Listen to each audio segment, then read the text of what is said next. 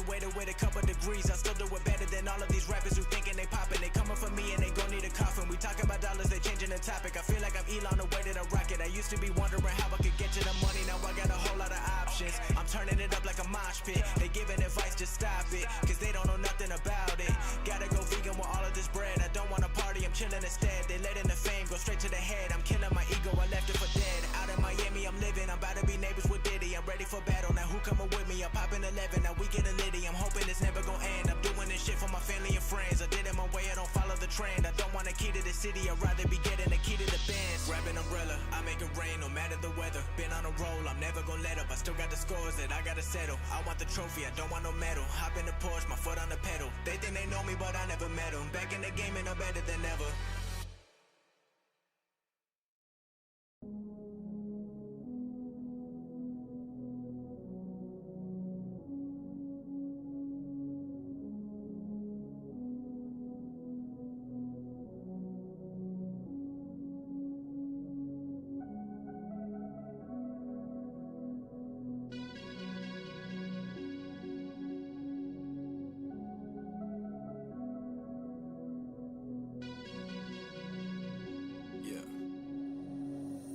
Doubt on myself these days, thinking that I lose it all.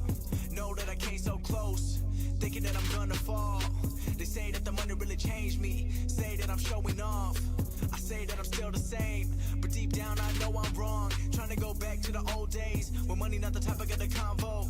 People always ask if I'm still paid, people never ask what's wrong though. Everybody thinking that I made it, but lately I've been trying to just hold on. All of my happiness faded, my brain been feeling like a war zone. People believing in me, but I don't believe that I got it myself. Money and numbers is all that they see, but I don't see happiness coming with wealth. Everything's smooth when you look at the surface. Wish I could see what goes on in my mind. Battling demons, they hidden inside. They keeping me paranoid every night. Like, everything ain't what it seems. Focused on the wrong things. I've been trying to hold on. I've been trying to hold on.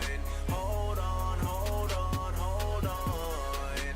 Hold on to everything I got now. Praying I don't fall down. I've been going all out. I could lose it all now. Hold on, hold on, hold on, hold on. I've been trying to hold on. Feel like I'm losing touch with everyone that really been with me. Dad called my phone at lunch, told him that I was too busy, but really I just act that way. One day he gon' be locked in the grave. I'ma wish I could get the time back. Talk to him about all the time he gave up just to make sure I'm good now, cause life ain't never gonna be easy. He worked his way to put food down, made sure he always could feed me, and I just hang up the phone now, cause I'm too focused on the CD. I'm trying to turn my dream into real life, but that's the problem I don't realize. I'm trapped inside of my own world, forget about life and the meaning. I'm trying to get back with my old girls, my mom is who I should be seeing, cause everybody ain't always breathing, and sometimes it happens out of nowhere. I'm praying that my family don't go there, but if they do, then I'll be on my own. Everything ain't what it seems, focused on the wrong things. I've been trying to hold on, I've been trying to hold on. Hold on, hold on, hold on. Hold on to everything I got now. Praying I don't fall down. I've been going all out. I could lose it all now. Hold on, hold on, hold on, hold on. I've been trying to hold on.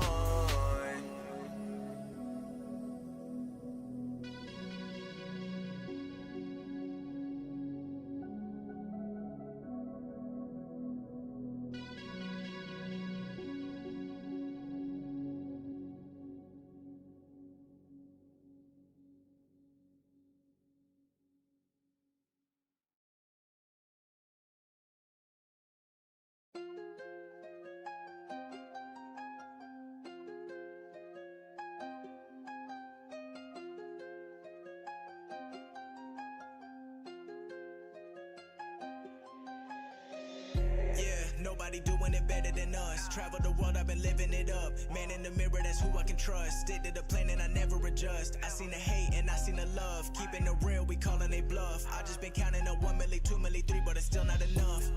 Already knew what I wanted, I went and I got it. Lately I feel like I'm being too modest. I'm talking my talk, just keeping it honest. They not on my level, I can't even bother to give them my time or give them $1. They think they artists, but really they not. You know I'm right,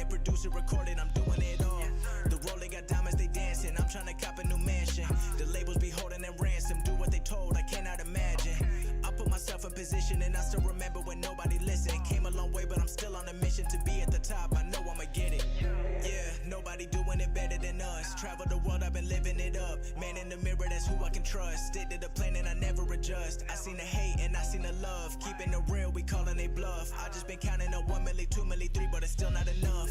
I get what I'm owed, the better the journey, the longer the road. Never been one that'll fold, standing up tall. This is the life that I chose. I had to do it the way that I wanted. I can't let nobody take credit for nothing. If you weren't there in the darkest of moments, then you won't be there when the blessings are coming. I really be living this, and I never got time to reminisce. I'ma keep it on go, that's all that I know. I don't take breaks, I'm different. I'm ready for my time, I put in that grind. I'm winning that ship like Michigan. I'm looking around and don't see nobody doing that work I'm putting in. I know, yeah, nobody doing it better than us. Travel the world, I've been living it up. Man in the mirror, that's who I can trust. Stick to the plan and I never adjust. I seen the hate and I seen the love. Keeping it real, we calling it bluff. I just been counting up 1 milli, 2 milli, 3, but it's still not enough.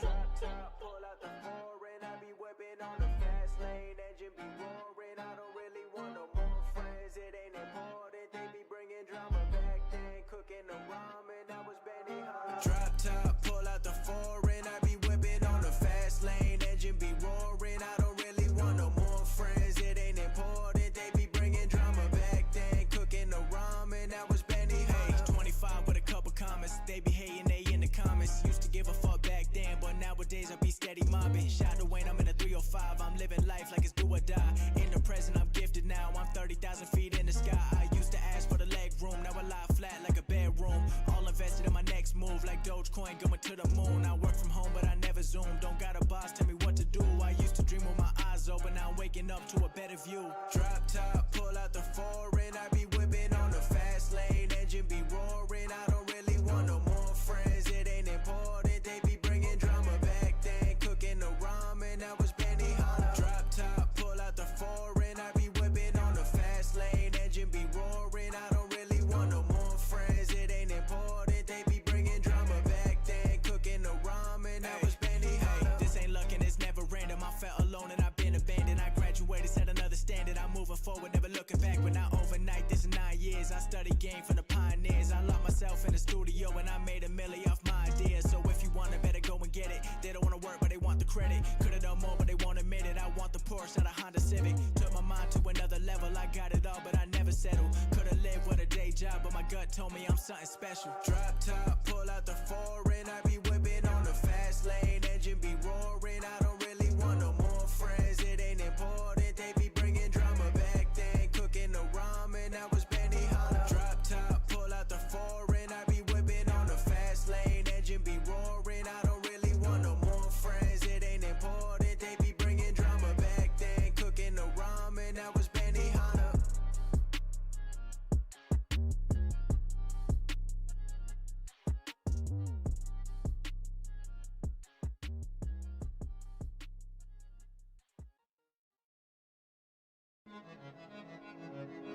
Yeah, we here, 2022.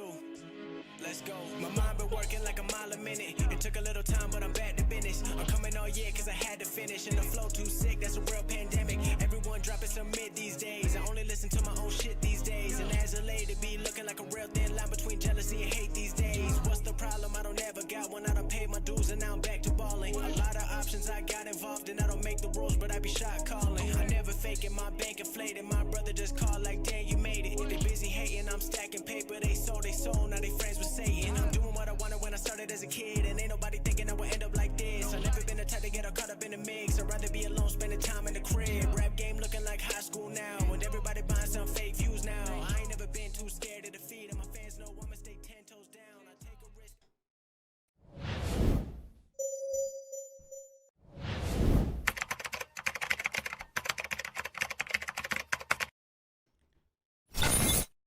Good morning, good afternoon, and good evening to everybody across the world. Happy Friday morning to you.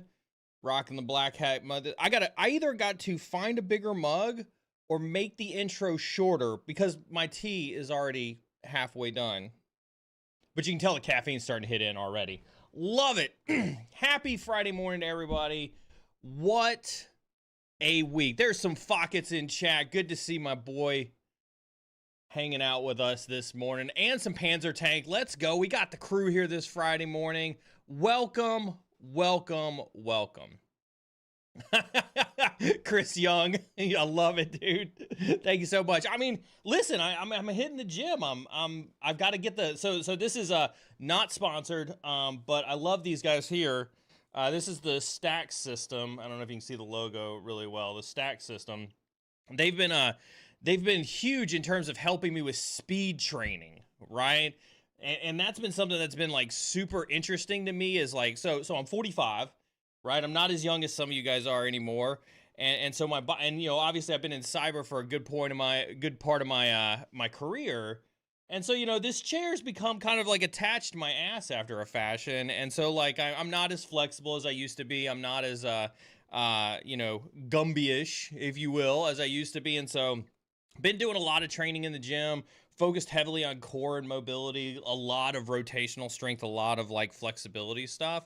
And so it's been good. It's been good. And so yeah, the Stack System's been good in terms of like helping me get some speed training going on. And sorry, I keep looking over there because I'm checking the stats just to make sure I'm not getting any bitrate drops. It looked weird for a second there, but everything looks all right. But yeah, so yeah, feeling pretty good. Feeling pretty good with the gym activity. I'm going about 4 times a week. Plus doing obviously training, and then we got the simulator in there. Got to get the golf game up. Listen, my goal this year, we met 2 of the 3 goals that I had for this year. We got to start setting goals for next year. And you know, we brought the handicap down almost 40 points in 1 year. We got to try to get into single digits on the handicap next year. And so like, as I told you guys, I think it was a couple weeks ago, I'm not sure if Panzer grabbed the clip of it or not, but like I told you a couple weeks ago, right? If you want to be somewhere different, you've got to be somebody different than you are today. And so like, I want to be in the single digit handicaps. I got to start thinking like an athlete, man. It's been rough. It's been rough. But happy Friday morning to you. Welcome to our Friday morning AMA Tea with a Hacker. And this is our Friday morning AMA stream. We are streaming live. Oh shoot, you know what I forgot to do? I forgot to start the TikToks. Hold on for a second. We've started. Hold on. Oh, I gotta start the TikToks up.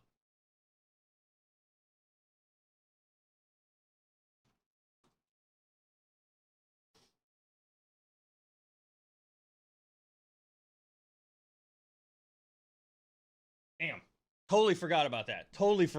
Like we got approved for the TikTok studio stuff, and so we've been trying to stream on cyber insecurity on the TikToks too. So we'll keep the stream going for the TikToks. But this is our Friday morning AMA stream. Tea with a Hacker.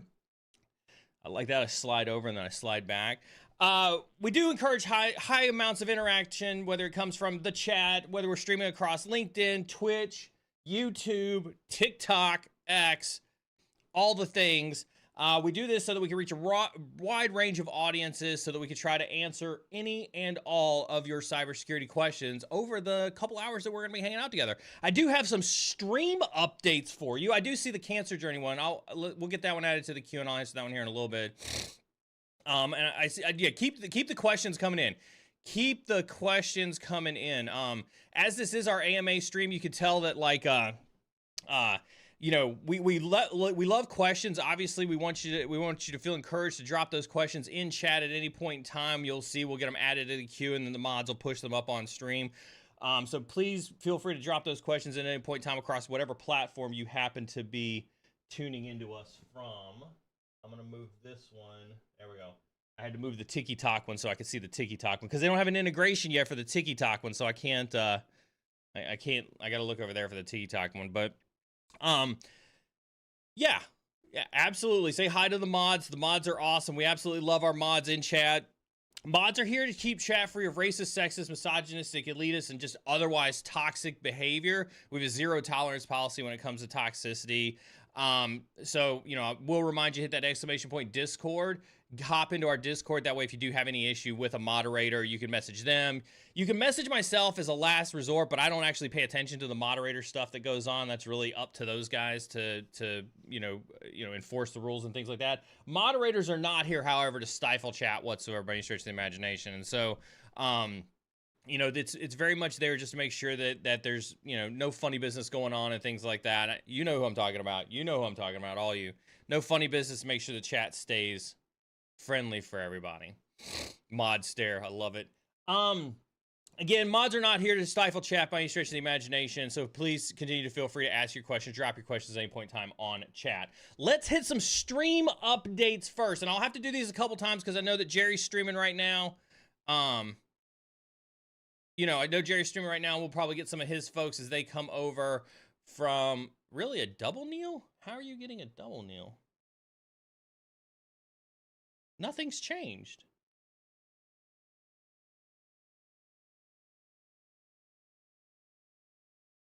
Yeah, you can ask questions, Freedom, any point in time. Audio is perfect? Okay, good. Okay, whoo.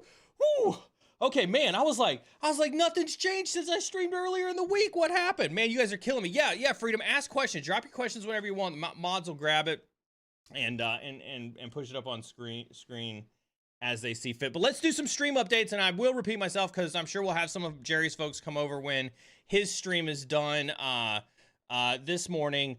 We're going to have, for the long-time viewers, you guys are going to love this. If you guys remember Jeff Goals, when we had Old Guy Wednesday, if you remember Old Guy Wednesday, congratulations. We have been able to pressure him. We've been able to pressure him to come back on stream. And next Wednesday, yes, folks, next Wednesday, we will have a sequel visit from our good friend Jeff Goals for a very fantastic, very lively. This will probably be the most rambunctious Old Guy Wednesday we've had in a while because we're coming back for Old Guy Wednesday. This will be the first Old Guy Wednesday in several months. He's obviously gone through, some changes, like Carbon Black got bought by VMware, then got bought by Broadcom, and then there's a whole bunch of turmoil for that, and then he ended up getting part of the layoffs. And so his life's been in a little bit of chaos, and so that's a lot of the reason why he hasn't been on stream. But we will be bringing him back next Wednesday for Old Guy Wednesday, so you are definitely not going to want to miss next Wednesday's stream. And then obviously next Friday we'll have Tea with a Hacker. But you remember last week we had Jax on, right, on last Thursday, and we talked about her AI auditing course. If you're not familiar, go watch the VOD, or you can head over to cyberinsecurity.tv. And if you head over to cyberinsecurity.tv, there is in the toolbox all of the resources. Actually, I think you can use exclamation, hey, Panzer check. I think it's exclamation AI in chat should actually send a link to her course. But you can head over to the toolbox in cyberinsecurity.tv and get access to all of hers. Well, the team at ACI Institute who host her course is super interested in partnering with us. And so they have sent over a lot of free vouchers. And I mentioned this earlier this week in my gaming stream.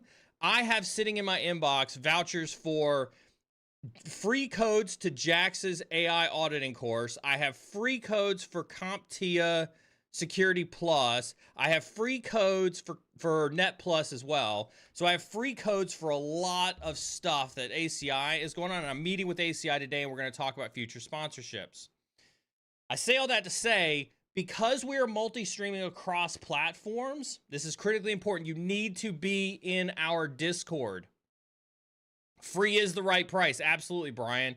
You need to be in our Discord, only one. You need to be in our Discord to participate in giveaways. Because we are multi-streaming, because none of the bots that exist out there will transverse across all the different platforms that we're streaming across, you have to be in our Discord. So hit that exclamation point Discord. We'll get those copied over to the respective platforms. Inside of Discord, there is a giveaway channel. The reason I'm telling you guys this a week ahead of time is because I want you need to make sure that you get in the Discord a week ahead of time, because we're going to do giveaways next Wednesday night. Right? We're going to do some giveaways next Wednesday night. We're going to do some giveaways next Friday. And then depending on how this conversation goes with ACI today, we may have some more giveaways that we'll do. But free is always my goal. I am out there trying to hustle and get you guys as much free training and free stuff that I can humanly muster up.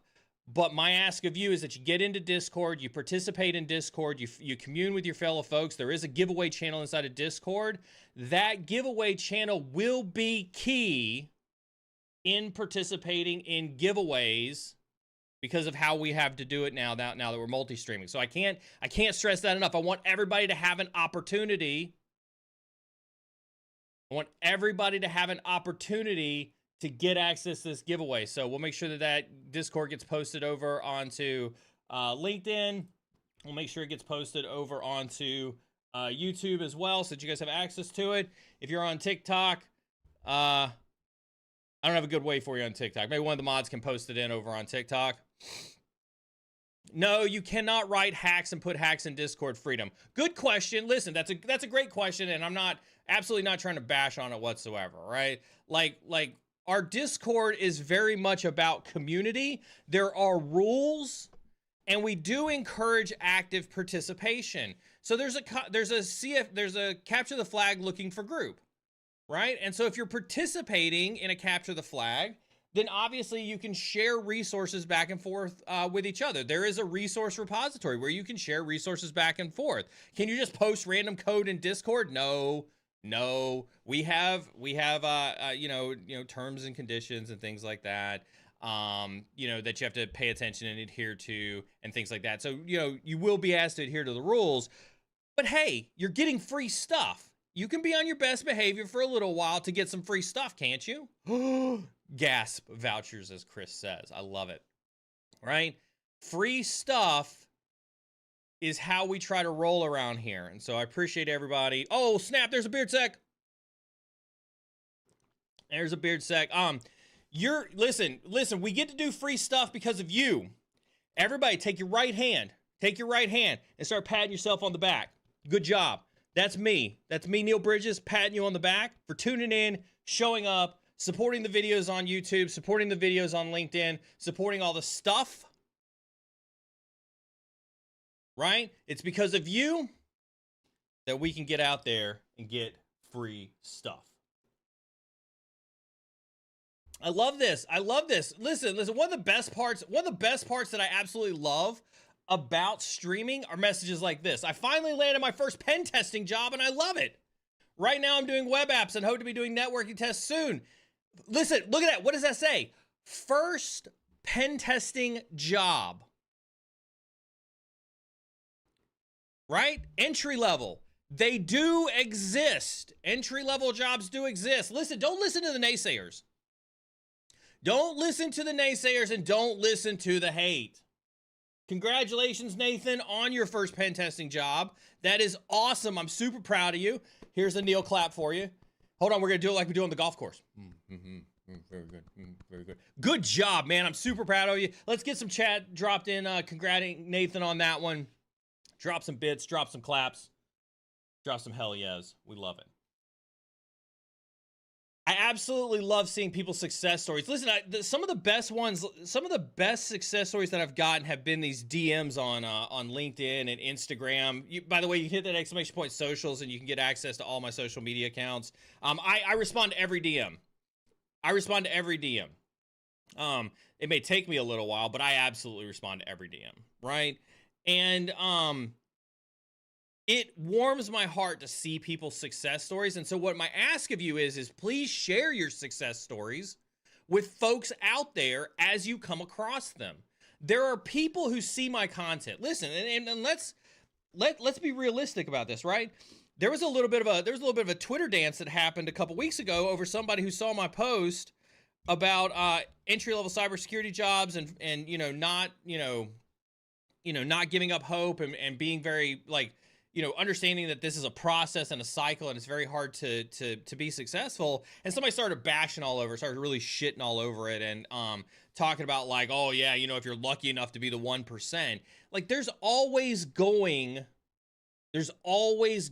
to be haters everywhere, right? Look at this breakdancing girl out of Australia, right? Everybody hating on her. Beard Sec throwing down the challenge. That's awesome. Do not listen to the haters. Go out there, put yourself out there. These are people. Listen, I'm gonna say it, right?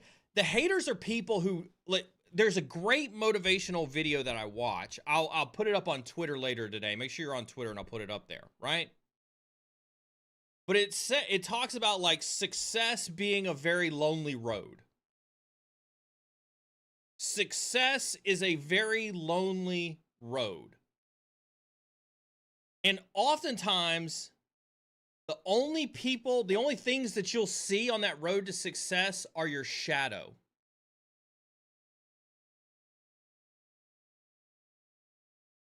As well as the bodies around you of people who didn't make it as far as you did. And think about that for a second. The bodies of the people around you who didn't make it as far as you did. And that's what people are hating on.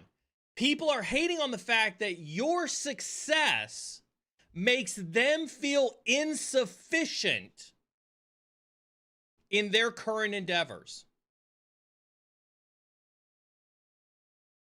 Take that one back to the bank. Your success, whether it's presenting at your first, cybersecurity conference like Chris did this week, whether it's getting your first pen testing job, whatever the case is, your success makes them feel insufficient in their current endeavors. And that's why they're hating on you. Use the hate. Hold on, isn't there a Star Wars thing in there, right? Let the hate flow through you, right? Let the hate flow through you. Thoughts on the recent Social Security breach? I mean, listen, so again, thanks Jake for the question. Remember to drop your questions in chat across all the platforms. We'll absolutely be answering them. This is our AMA stream this morning. I'm cynical on this. Right? Beard.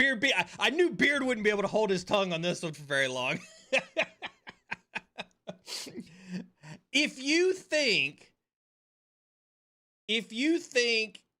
Social Security numbers are like TSSCI, SAP, Code Orange, classified level shit in this day and age, you are absolutely on the wrong end of the spectrum.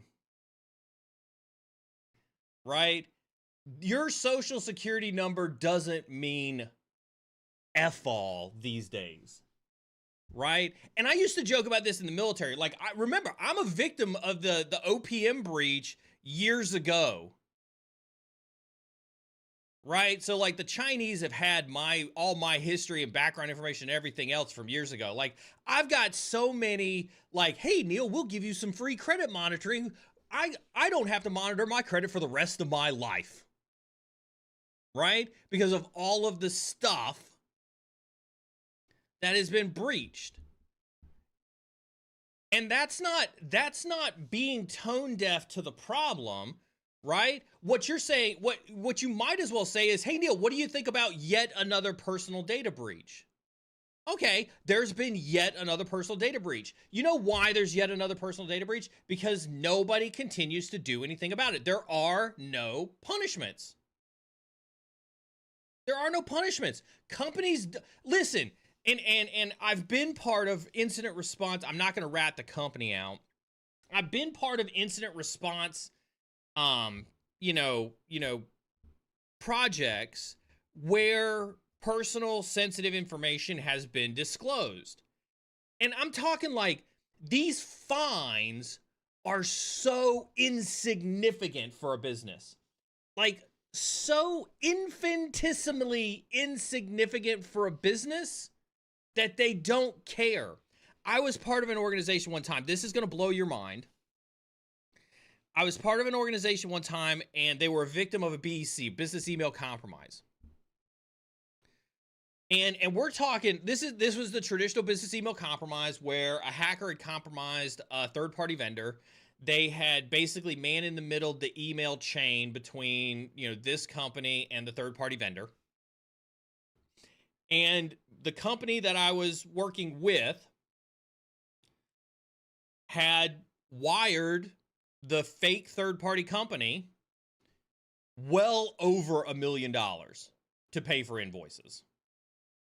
Well over $1 million to pay for invoices. And so we found out about it. We investigated it for them. We did an entire report, an entire breach analysis on it. We went to Treasury because this was the week before they were going to report their earnings. This was long before the SEC mandated that 10Ks needed to include cyber incidents. And so at that point in time, you just need to have what was referred to as a material cyber incident. And here's what you don't hear in the media and in the press when they talk about material cyber incidents, right? Material is at the behest of the organization doing the reporting. And so I went to Treasury with this entire report, well over millions of dollars lost as part of this BEC campaign. And Treasury looked at the number, and I shit you not, Treasury looked at that number and went, that's not material enough. And they pushed it off to the side. That's just one layer of acceptance that these organizations have. They could have filed it under insurance. They could have passed it off under, outside counsel and had the outside counsel take care of it. There are 50 layers with which these companies can hide their horrible security practices before it ever makes it into a meaningful impact to the world. And so, no, the cost of your credit monitoring, the cost of the fines that are associated with data breaches, the cost of all this stuff is absolutely infinitesimal in the grand scheme of things. And companies don't give a shit. Don't care at all. It's sad to say. It's so sad to say. And I think that that's what's frustrating about the Social Security breach isn't anything new. Best practices. If you do not have a lock on your credit report right now, on your to-do list today is to call all 3 of the credit bureaus and tell them you want to put a lock on your credit report. Neil, there you go. There's your homework. If you're on in the U.S. and your day's starting, if you're on the West Coast, you gotta wait you gotta wait a little while for everything to open up. If you're overseas, I don't know if that counts for overseas or not. But if you're in the U.S., call every single one of the credit bureaus today and lock your credit report. And then go post your Social Security number on a billboard, right? At that point in time. I'm kidding. Don't say that. I'm just kidding. Don't do that. I'm cynical on this stuff because sometimes we in cyber get so focused on the titles of breaches. Oh my God, there was a breach over here. Oh my God, there was a breach over here. Oh my God, there was a breach over here. Like, we get so whack-a-mole, we get so shiny object over breaches that we're not talking about the root cause. We're not talking about the root cause. Right? Please. Start looking at the root cause of these breaches. Joe over on LinkedIn. Somebody would post that SSN on that billboard too. I know, that's why I absolved myself of the liability of doing it. Don't do it. Please listen. The root cause of breaches. So let's be epically clear up front. There is no stopping breaches. Anybody in chat who thinks that they can build a world or that they will ever be part of a world where you can stop data breaches, you're in the wrong business. You are hands down in the wrong business. Admirable goal, and I want everybody to achieve their goal, but you will never stop breaches.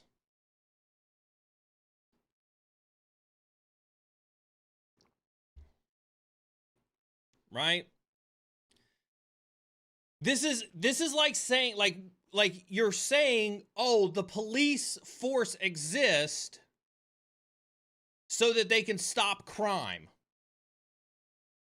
How's that been working out over the last 200 years? Right? How has that been working out over the last 200 years? Has crime stopped ever since there's been a police force in place? You can't stop crime. As long as there is money to be made from criminal activity, you can't stop it. The sooner you realize that our job in cyber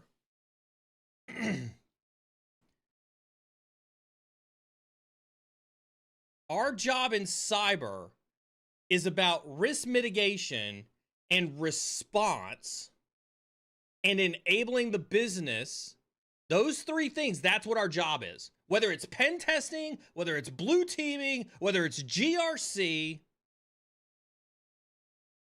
that's what your role is. And so if there was a social security breach, okay, you have to reduce the impact, you have to mitigate the risk, and you have to try to prevent it from happening next time. That's the best you can hope for. I know that, listen, I know the allure a lot of times of cybersecurity is the goal of doing good. And my statements here are not about devaluing the choice to do good in our industry. We every single one of us absolutely loves cybersecurity because of the thrill of what it is that we do, coupled with the fact that we're doing good for other people. And that's a fantastically admirable goal. We should all have that goal, right? Change your mindset that doing good for other people will never lead to a 0% criminality rate in this industry.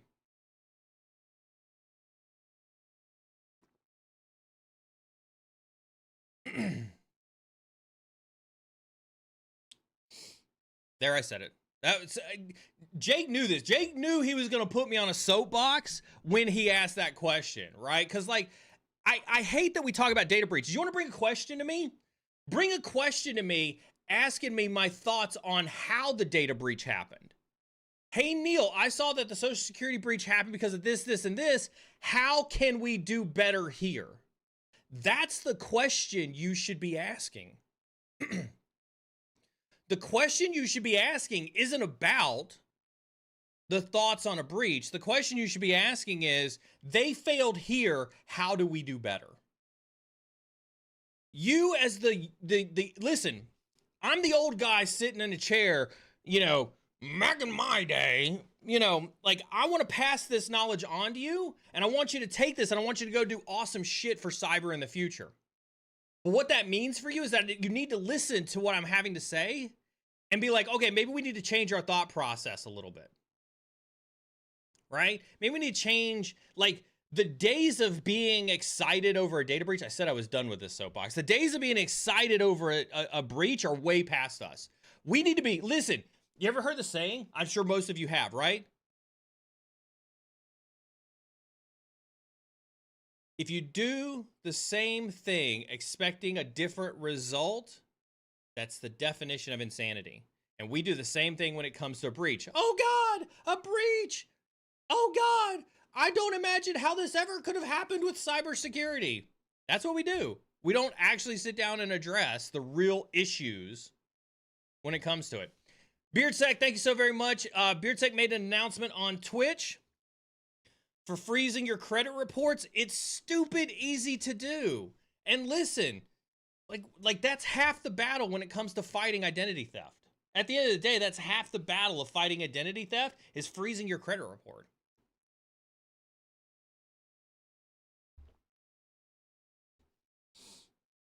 Oh, okay. That soapbox is a... Don't get discouraged, Neo Tokyo. I see this all the time, right? This is a shared sentiment. And this, listen, I've talked about this ad nauseum on this channel, right? The market right now sucks. The market right now, hands down, the market right now sucks.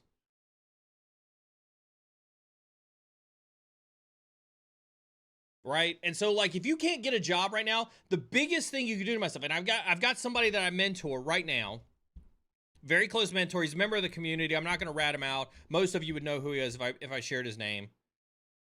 Who's been unemployed for 9 months. And a lot of the mentoring that I do with him is about emotional stability.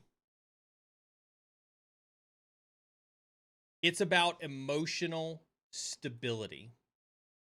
Think about that for a second.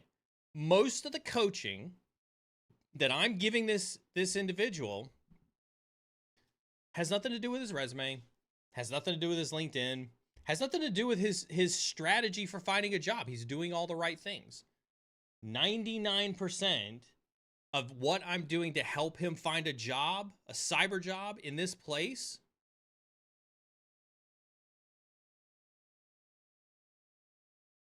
is mental stability.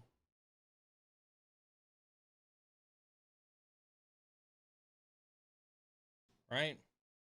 And so that's my biggest advice to you is listen, there's so for practical sake, right? There's an entire playlist on YouTube, right? A career guidance playlist. We have resources on cyberinsecurity.tv. Go there, cyberinsecurity.tv. We have a resume rubric. I'm going to do a video, a how-to video on completing the resume rubric. We have a LinkedIn rubric. We have guides and tips so that you can make your LinkedIn shine, so you can make your resume shine. Right? All those things are beneficial.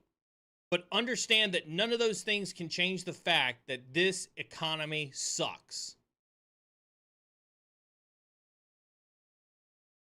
Right? This economy will try you.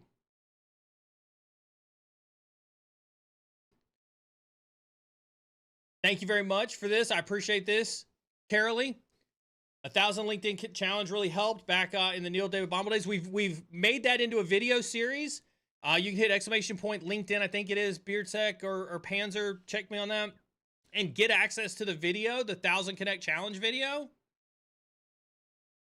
That 1,000 Connect Challenge video should be something you're working on right now in your off time.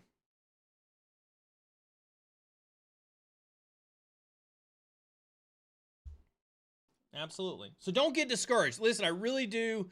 I empathize with you. I empathize with you on getting a job.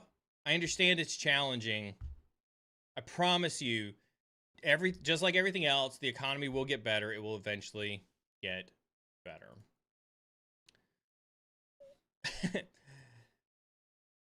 So I appreciate this question. But you know, let's think about this for a second. If you're asking somebody who puts their face on camera, that has a few 100,000 followers across all the platforms, that streams weekly to thousands of professionals, talks to CISOs, there's a former CI for law enforcement, and a former government official, if they're willing to break the law because you're in some trouble, you're in the wrong place. Nobody should be breaking the law to help anybody else out, ever, at all, whatsoever. There's law enforcement for that. Law enforcement needs to help you. If you're just trying to hack into your girlfriend's Instagram account, move on. Move on. Okay? Ethical hacking all day. Ethical hacking all day, every day.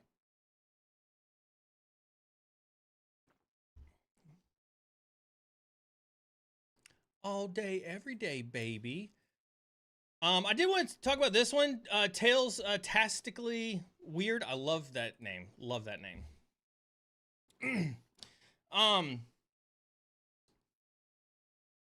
That was weird. Showed up different on the two screens for a second there. How's my cancer journey going? I'm trying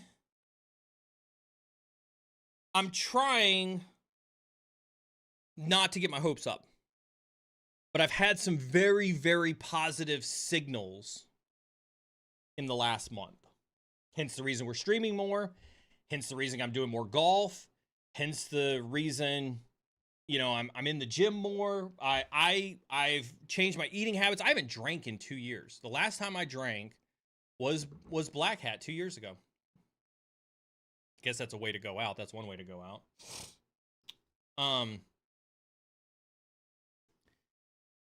I got a scan. I'll actually tell you when I got the scan. Yeah, I know you. I know you do, Beard. I know you do.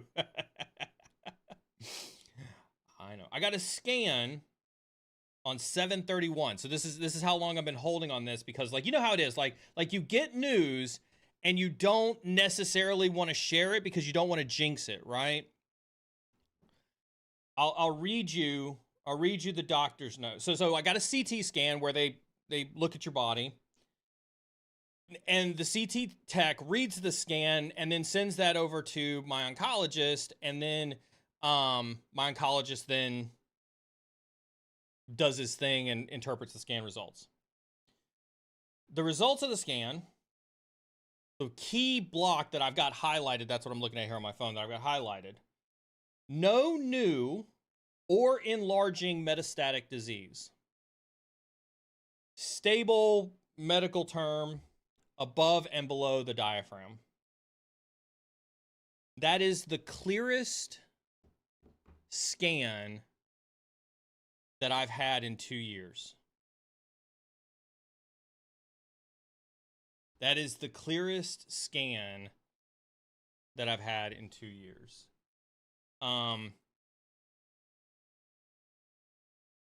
Said I got my oncologist appointment is on August 31st. I'll know more after August 31st.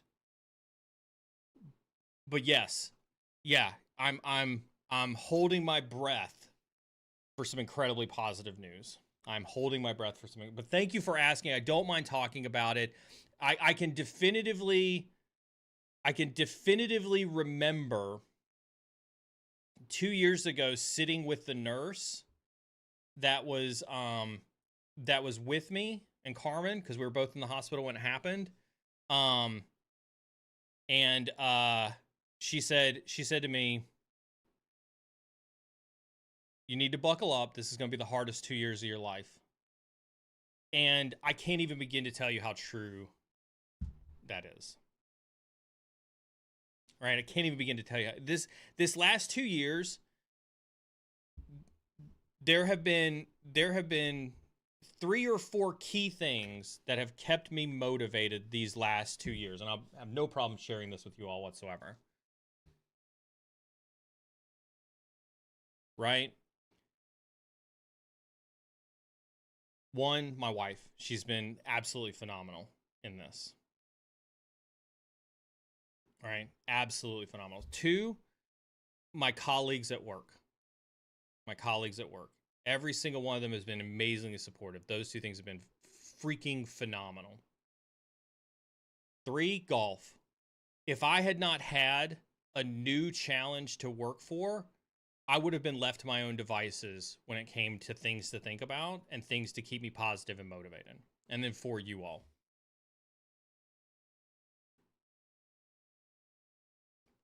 At the end of the day, those are the 4 things that have kept me going through these last 2 years, and I couldn't be more grateful. So thank you all for your participation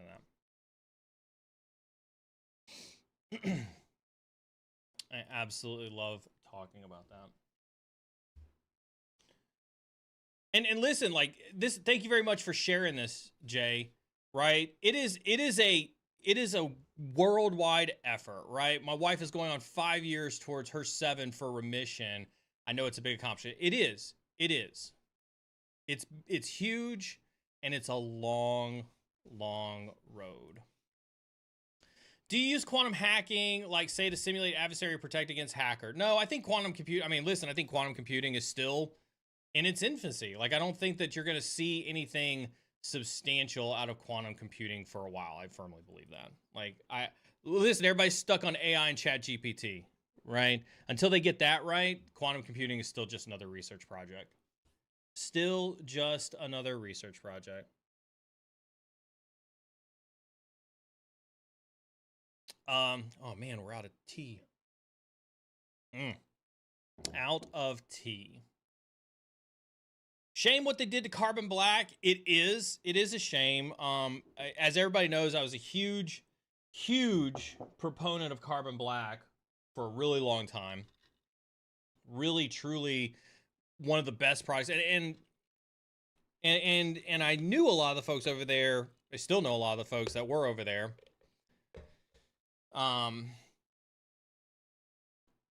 It is a shame. It is a shame. But listen, this is, when I talk to you guys about being smart on business, there's a reason why, because this is what happens, right? This is what happens in business. You get big, somebody buys you. Somebody buys you, and then somebody bigger buys you. And somebody bigger buys you, and then somebody bigger buys them. And then eventually you get to a point where the product changes, the values change, the quality changes, the mission changes, the billing changes, right? All that stuff changes. And it's no longer what you valued, what you trusted. It's no longer what you put your faith in. It's no longer as good as it used to be. And listen, CrowdStrike has played the long game. CrowdStrike, quite honestly, has played the long game, and they've done a really fantastic job. I mean, I'm not a huge fan of everything that goes on at CrowdStrike. I definitely don't think that they have something truly innovative, but they've played the long game, and it's succeeded for them. George Kurtz is a business whiz, right? You could say what you want to say about the recent CrowdStrike incident, but he is a business whiz, and it paid off for him. And so, when I talk about, let's pick a couple of learnings out of this, right? This is why you have to pay attention to business, because you've got to be informed about what's happening around you.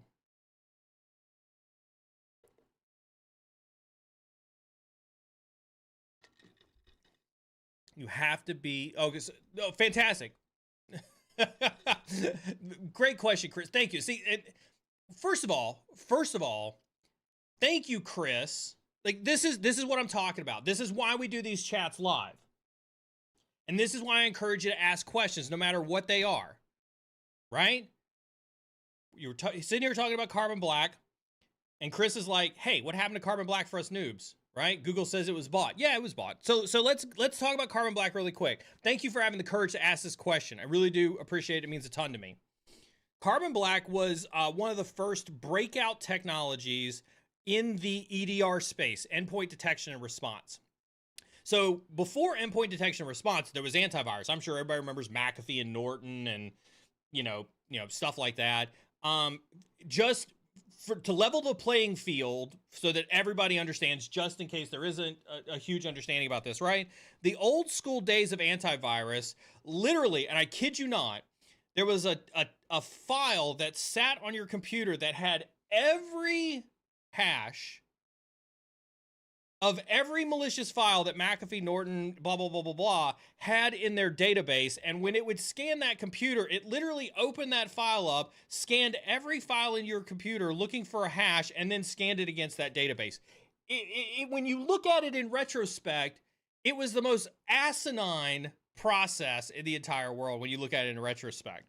But that was antivirus back in the day, which is why it was super easy for hackers to, hey, I'm just going to, recompile this binary, right? Give it a new hash altogether. And then boom, guess what? We've got you can go out there and find this. I did a DerbyCon talk in 2013 where I partnered with a guy who was he literally had a PhD in molecular biology. And we wrote this paper on using evolutionary theory of molecular biology to inform polymorphic values for changing malware. So I wrote the malware piece of it, and he wrote a lot of the formulas that came with how to do the mathematics behind making it truly random and evolutionary. This was long. You can go find this, DerbyCon 2013. You can go find this talk out there, right? So I was doing that back in 2013. Because it was easy. Like, we could build a sandbox similar to what VirusTotal has these days, do a check to see if all those definitions would get tracked, and then use that methodology to inform our molecular, evolutionary equation, and then redo the polymorphic engine on the backside of this. It was fantastic work. I absolutely enjoyed it. It was so much fun to do. So Carbon Black came around, and again, it would make sense. Like, these were a bunch of NSA guys, right? They all worked in the NOC and the ROC at the areas that I worked at in the NSA, and they were like antivirus is failing. Antivirus is failing. They said, we have, we've got to do something to stop these nation state attacks. And because they'd spent time in the NSA and they were trying to stop these nation state attacks. So they got out. Thank you, Chris. I appreciate that. Thank you. I appreciate that. So they got out and they made Carbon Black. And it was phenomenal. They took a different approach. And again, I say different because at the time it was very, very innovative in the time, right? Where they actually looked at behaviors on the computer. And I'll give you a super, super, super easy one, right? Anybody here use Mimikatz? I'm pretty sure if you're on the red team, right? If you've done pen testing, you've probably used Mimikatz or some other form of process injection into LSAS to dump creds. You've probably used Metasploit and dumped creds via Metasploit. That dumps creds out of LSAS, right? LSAS is a well-known process. Exactly, Ian. Like, use that as a detector, right? If anybody starts mucking with LSAS, you can write a detection around that, right? But that is a behavior. There's no signature for that. You can't write a hash, comparison against that. And so what you can monitor for is, as Ian mentioned in YouTube chat, right? What you can monitor for is you can monitor for another process that's making queries into LSAS to ask for the stored creds that are in LSAS. That is the early days of what I would refer to as behavioral or, telemetry-based monitoring on the endpoint that kind of exceeded hash detections that antivirus is going on. And Carbon Black was one of the first companies that did it. And then they went a step further and they bought a company called Bit9. Bit9 was doing application whitelisting. And you want to talk about an underrated defense tactic? An underrated defense tactic is application whitelisting. The most underrated defense tactic is application whitelisting. So you have a server, and outside of Windows, it has 4 applications that run on it. And so what you do is you drop application whitelisting on there, and you say nothing else can run except for these 4 applications. Do you think malware is going to run on that? Whenever that executable runs, whenever that MSI runs, whenever that batch script runs, whenever that stuff runs, it shuts it down. It doesn't allow the execution to happen. Period, dot, end of discussion. But BeardSec hits the point exactly, right? It is a pain in the ass to manage depending on the environment. I was at a bank we had Bit9. I helped write one of the first bypasses for Bit9 back in the day. And it is a pain in the ass to manage, especially if you have a complex environment happening there, right? And so that's why most people don't do it, especially Bit9 Banhammer inbound, especially on the endpoint, right? Especially on the endpoint. So anyway, Carbon Black bought Bit9. It was still a great purchase for them. It gave them kind of like the best of both worlds. Like, hey, you can either stop the applications from running wholeheartedly and remember, Jeff's going to be here Wednesday. We're going to have Old Guy Wednesday on Wednesday. Jeff worked at Carbon Black, so you can absolutely come and ask Jeff any of this stuff. He was there on the early days of Carbon Black. He'll help, answer a lot of these as well. So make sure you tune in on Wednesday for this as well, right? So they had the Bit9, which would stop the application from running, and they had EDR, which was basically, Ian says heuristics, telemetry, like it's there. You can kind of go a couple of different ways with the words that you use there, but it was a different way of protecting the endpoint. And this was the first of its kind, right? Cylance had tried, but Cylance was miserable at it. Cylance was such a beast to run on computers. Lots of companies had tried, but they had failed miserably. And Carbon Black had done it. And they were good at it. for a really, really, really long time. I built my first threat hunting practice for an MSP in, I think it was 2014, I think it was, based around the Carbon Black response solution. I'd recommended it for several organizations when I worked at PwC. Fantastic solution.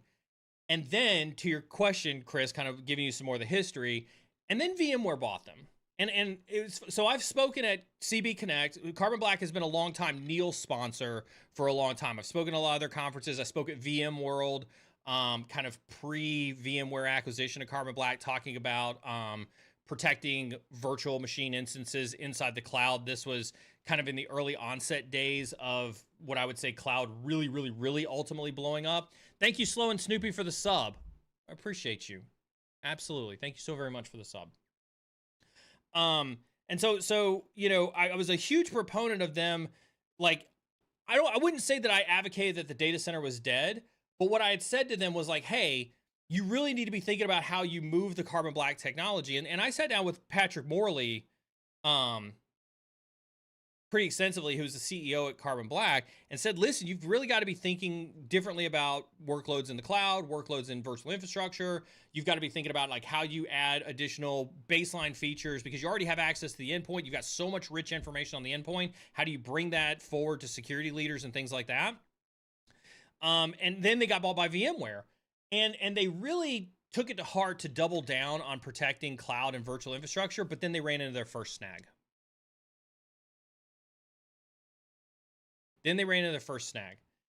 VMware and AWS don't exactly play together very well, right?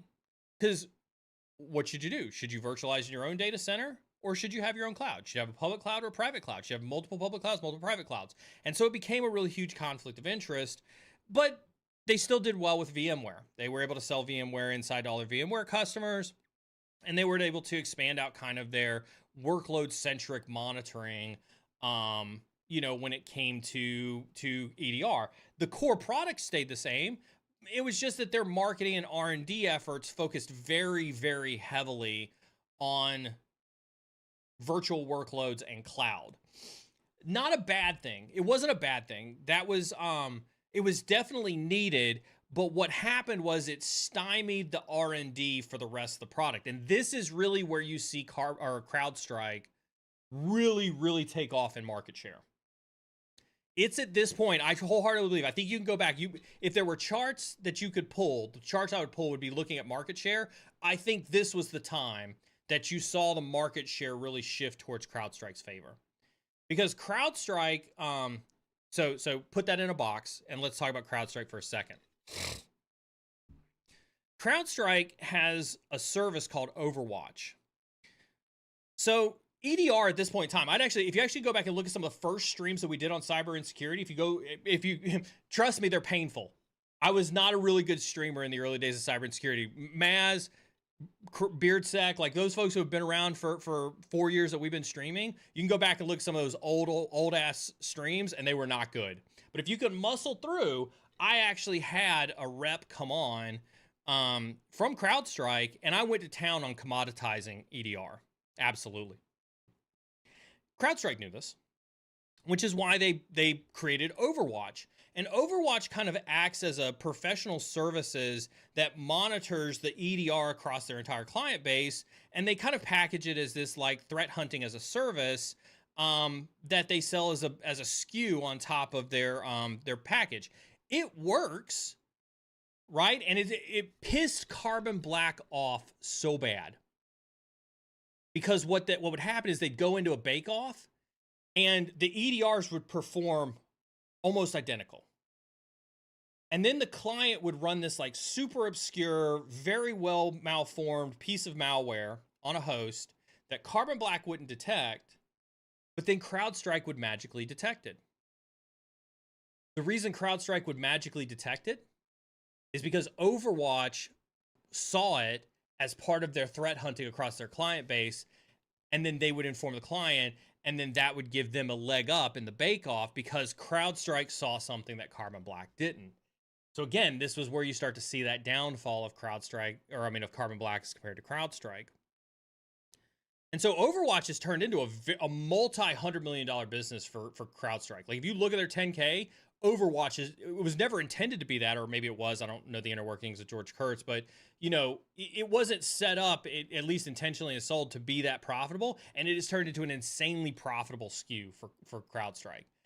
And so it's things like that, that lack of innovation that really started to hit Carbon Black when they got acquired by VMware and things like that.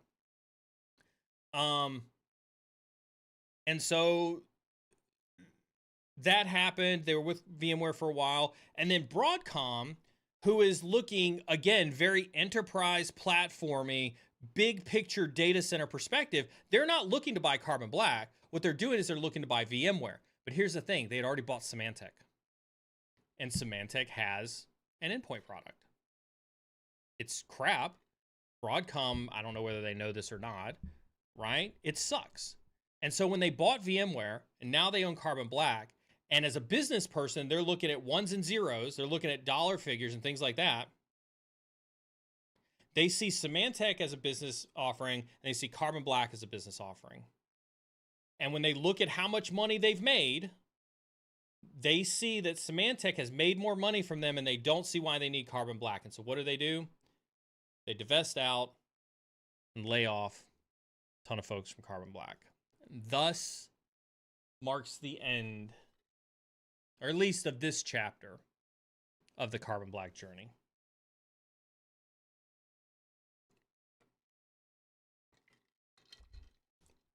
There's a lot of history there. There's a lot of history there. But that's the not so short answer to what happened to Carbon Black.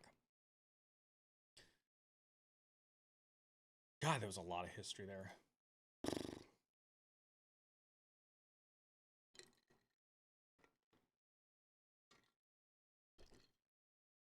Oh.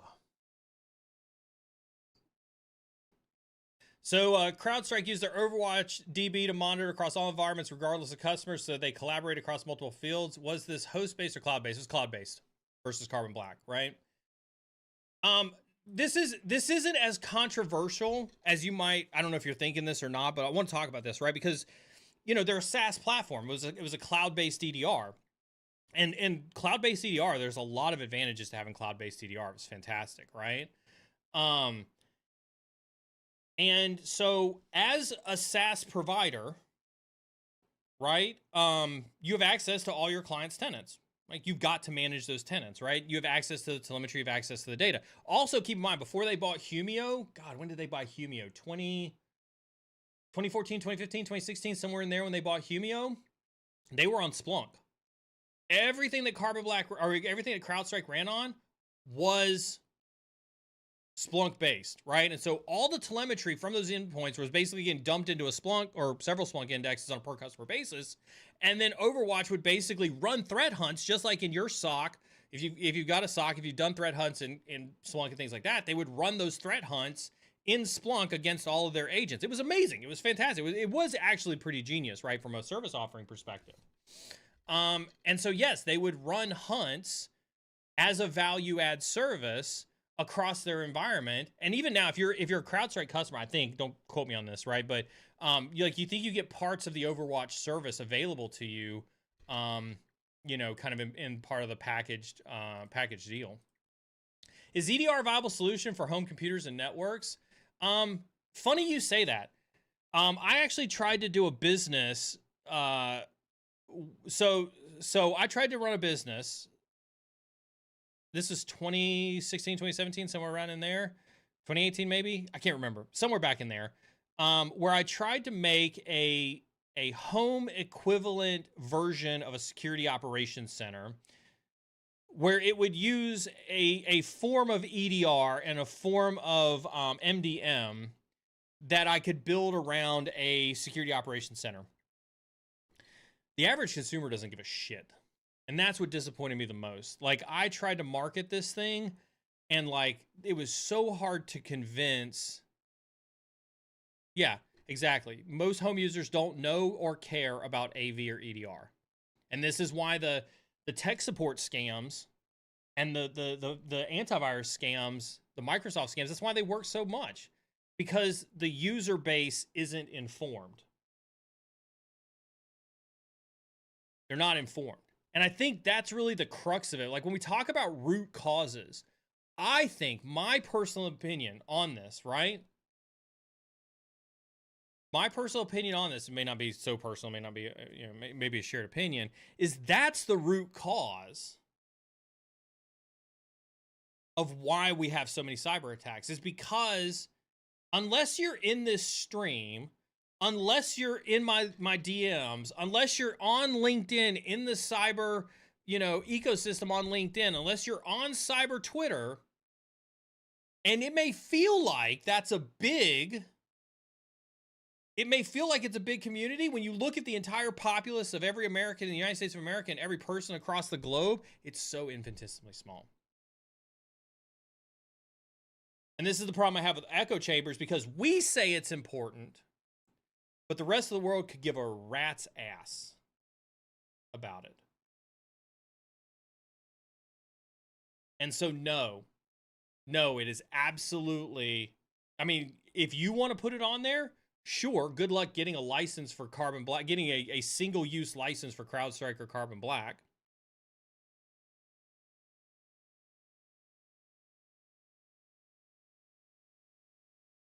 Right? I wish it were different. I do fundamentally, at the end of the day, wish it was different, but it's not.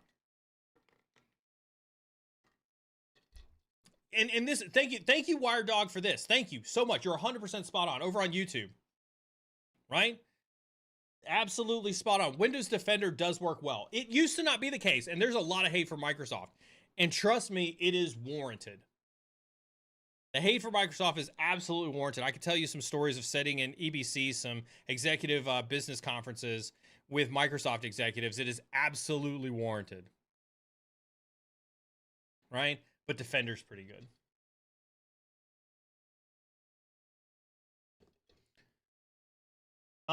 Matthew Hartley over on LinkedIn, I'm not ignoring the LinkedIn folks, says, what would you recommend for a cloud security certification? Anything AWS or Azure. Like, honestly, like go get the AWS cloud cert, go get the Azure cloud cert. Boom, end of discussion. Hands down, period, dot. Don't pass go, collect $200, just fucking, whoops. Damn it, I did it.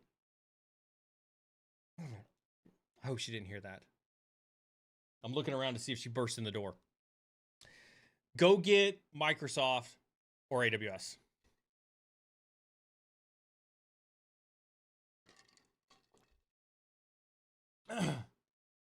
I need to give one of my mods like a bleep button that'll bleep that in vMix whenever they do it. That's right, Beard Sex Raid.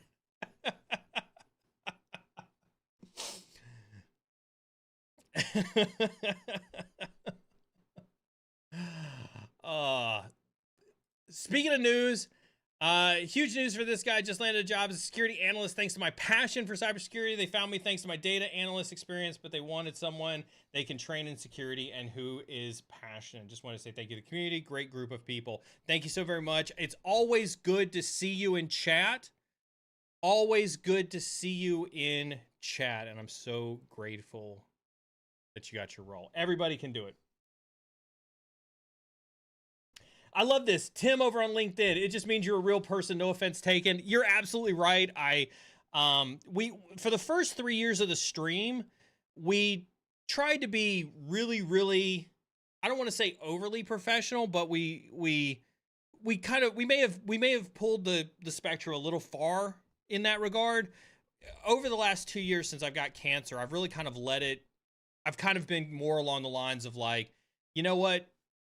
People are going to listen to me whether they want to listen to me or not. People are going to appreciate me for being a real person. They've, stream chat has always been super appreciative of me for being a real person. And that's always meant a lot to me, as well as everybody here. Like Beardsec, you see Beardsec give me shit in chat all the time. Like he and I have that kind of relationship. The folks here, we very much are like a family here. And I mean that from like the true sense, not like the corporate sense, like we're a family, but I'm gonna need you to work till like 12 o'clock at night. Type of thing. And we've always valued the fact that we can be real leaders. As a matter of fact, it's very much my leadership style. Matt and I, Oh, why did you detected inactivity? Wow. Wow, what is this? What is this? Oh, interesting. Ah, so TikTok Studio just flagged me for inactivity, which was super weird. Can they not tell that I'm streaming? TikTok, hi, I'm still streaming. I'm not inactive. Made me like slide a puzzle piece over to prove that I'm still active. Like, thank you very little for that, TikTok. We have detected inactivity during your current live. Complete the verification to continue your current live. I'm really starting not to like TikTok Live very much. It is Squirrel. It is Squirrel, okay? Anyway, we very much value the fact that we are real people here. They think you're just an AI. If AI can make something this ugly, we're on a whole nother level. Chris comes through with a question. What will it take to convince a recruiting team I can do CTI if I don't get a response to the resume? I mean, this is like, you can't convince somebody to look at you if they don't want to look at you. Listen, if I haven't talked about it before, let's talk about what a recruiting team's job is and what their mentality is when they come into looking at candidates, right? And Joe, if you're still hanging out over on LinkedIn, Joe Hudson, we've had him on stream before, former backup dancer for Britney Spears and NSYNC, turned recruiter, did recruiting for a little while, now works over at TCM as director of growth. Joe Hudson's a huge fan of the stream. We absolutely love having Joe on. We need to have Joe on, but him and I have shared stories constantly about like what happens in the recruiting space, right? Recruiters already know who they're looking for in a candidate. They just won't tell you that. Maz has got some experience dealing with this. Feel free to chime up in this one, Maz. Typically what happens, so I'm CISO, right, at Query. Let's assume that I'm a really dumb CISO. Not a hard assumption if BeardSec's still listening. But let's assume that I'm a really dumb CISO and I really don't care about who I hire because I think that I should only hire the best people in the entire world, right? So Matt gives me some money, decides I can open up some job recs at Query, and I call my good friend Joe Hudson up at Joe Hudson Recruiting, and I'm like, Joe, I gotta hire some people, yo. Let's hire some people. And he's like, cool, you got some job descriptions for me? And I'm like, absolutely, I got some job descriptions for you. And I give them some job descriptions, and they're like, all right, I want to hire a security analyst. It's entry level. They need to have 5 to 10 years of experience. I want them to have, GCIH, GREM for reverse engineering malware. It'd be really, really cool if they had GPen too, because I'd really like for them to have some red team knowledge, because I think the best blue teamers are the ones that have red teaming knowledge. I want them to have worked in both the consulting company and, at least one Fortune, 500, at least for a stint here. And by the way, because we're a startup, I think I really only want the salary to be about $125,000 a year. He goes, Neil, that is completely unrealistic. At $125,000 a year, you'll barely get somebody who's got 0 to 5 years of experience. And I'm like, I don't care. Go out there, find that. That's what a recruiter does, because a recruiter is going to get paid 25% of that year one salary, regardless of who they put in that seat. Regardless who they put in that seat, they're getting 25% of that year one salary. And so they've got this piece of paper with requirements, and they are going out to the job market to look for that unicorn on behalf of the CISO or whoever the hiring manager is.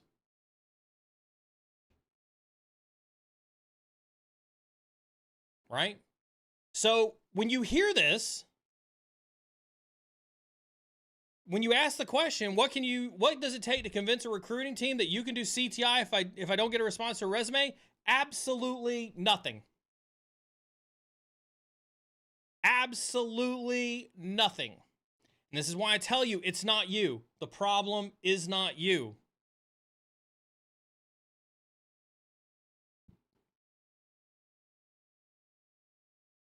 We have a mismatch in how hiring managers write job descriptions. We have a mismatch in expectations between hiring managers and recruiting, and then ultimately candidates.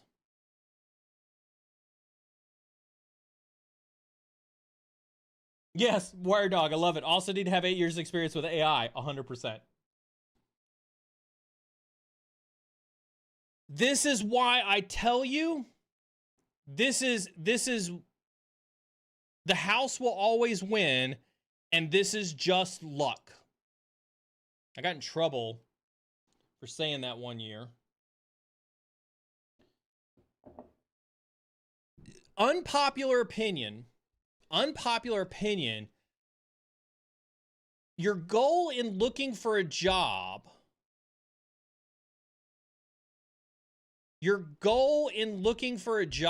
is about reducing the likelihood that you don't match the criteria in the job description. On top of that, there are, like I posted on Twitter, go look at the article I posted on Twitter where we talk about the number of layoffs that tech has had this year alone. I think there's something like 64,000 people have been laid off in tech this year alone. And so the number of qualified candidates has risen. And because the number of qualified candidates has risen, your ability to stand out has diminished. Let's say that out loud together. Because of the number of candidates that are in the job market, your ability to stand out has been diminished. No longer does top 1% on Try Hack Me or Hack the Box cut it. No more does OSCP cut it. No more does 50 certs in your first 12 months of college cut it.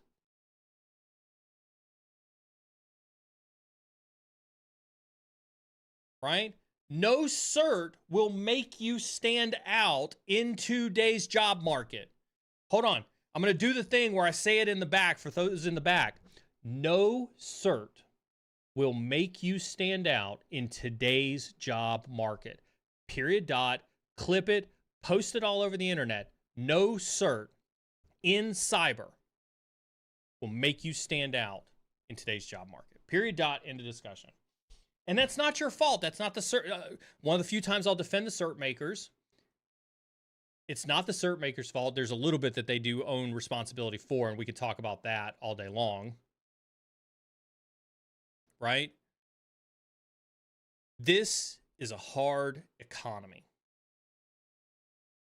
We're going to bring Jeff on Wednesday for Old Guy Wednesday, and you can listen to him talk about how he landed a job post-Broadcom layoffs.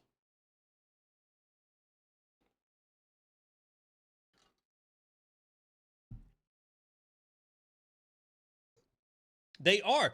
Beardsec hit the nail on the head in Twitch chat. There are, and honestly, this is why I'm out of the cert business.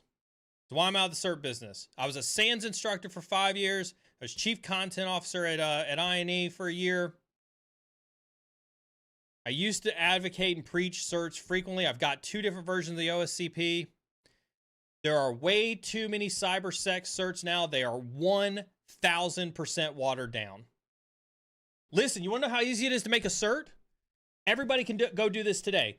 Go to Teachable and sign up for a free account on Teachable. Make you a 1-slide course with the reasons why cyber insecurity is the best stream on the planet and make you a cert.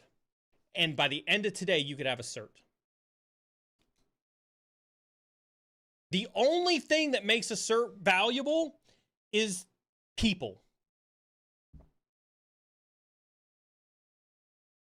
And the only reason that you can have a valuable cert is if enough people claim that it has value. They don't say what the value is. The value is not measurable. Keep this in mind. The value of a cert is not measurable.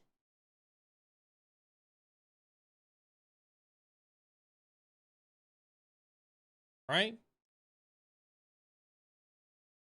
The only thing that is measurable, Hector said it, Carolee said it, is your network. I've been saying it for years. I've caught hate on the internet for saying it for years. But everybody who has ever succeeded in this job market will tell you it's been because of their network.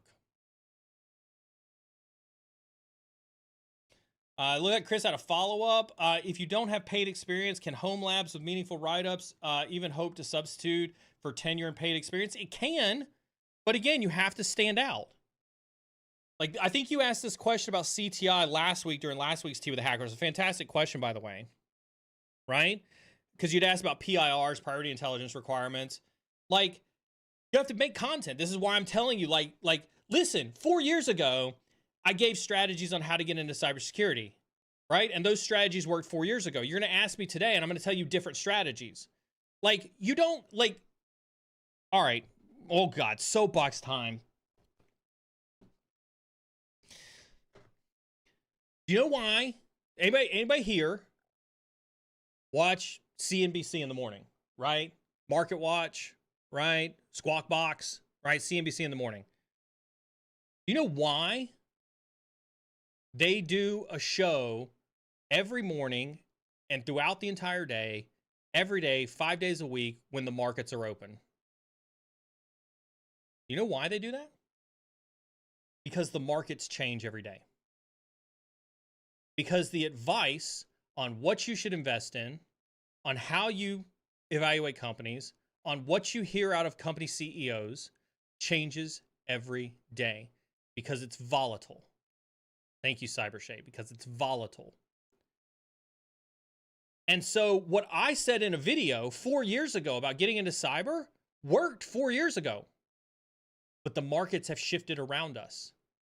And if you're still looking at my advice from 4 years ago and saying, well, Neil, 4 years ago, you told me to go be top 1% of Try Hack Me. The market has changed in 4 years. Now I'm telling you there's a different strategy. You know what's been consistent, though, over the last 4 years? My 1,000 Connect Challenge. That's been consistent, and that continues to prove. That's my long stock. That's my long blue chip stock that has held true for 4 years in this job market is your network.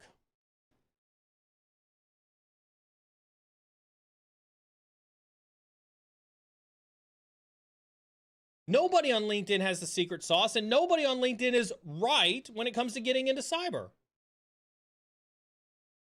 If you're not paying attention to the markets, if you're not communing with a community that is in touch with the space, get into Discord right now. Cyber insecurity. Hit that exclamation point Discord. Get into, because like, listen, you've got to be part of a community. You've got to be part of some type of informed community that is moving with the marketplace. And today's marketplace is different.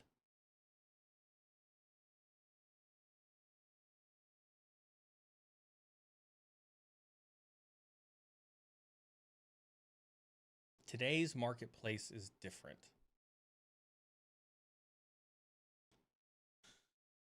Tiny. But so yes, back to your original question. Yes, that's valuable. Today's advice is networking and content creation. Content creation. And I don't just mean low effort content creation, but you have to put meaningful content out there that draws attention to yourself, that sets you apart from the 64,000 other people that have been laid off this year.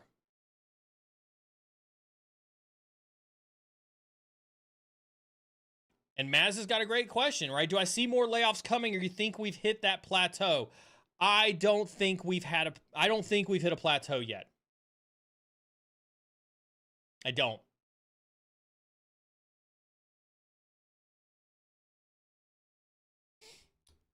We saw it this last Monday, right? Anybody wake up on Monday and see a whole lot of red in their portfolio?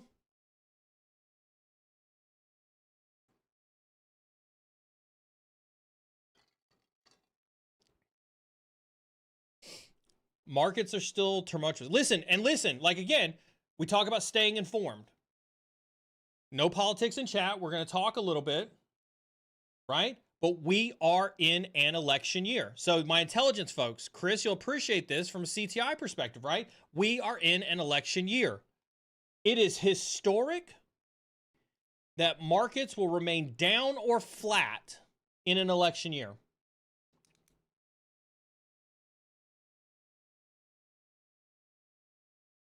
Then the election will happen, and there are definitely some trends that happen based on the status of the election. And so I don't think we're going to see a change in market until mid to late 2025. That's my prediction. Mid to late 2025. Buckle up, Buttercup.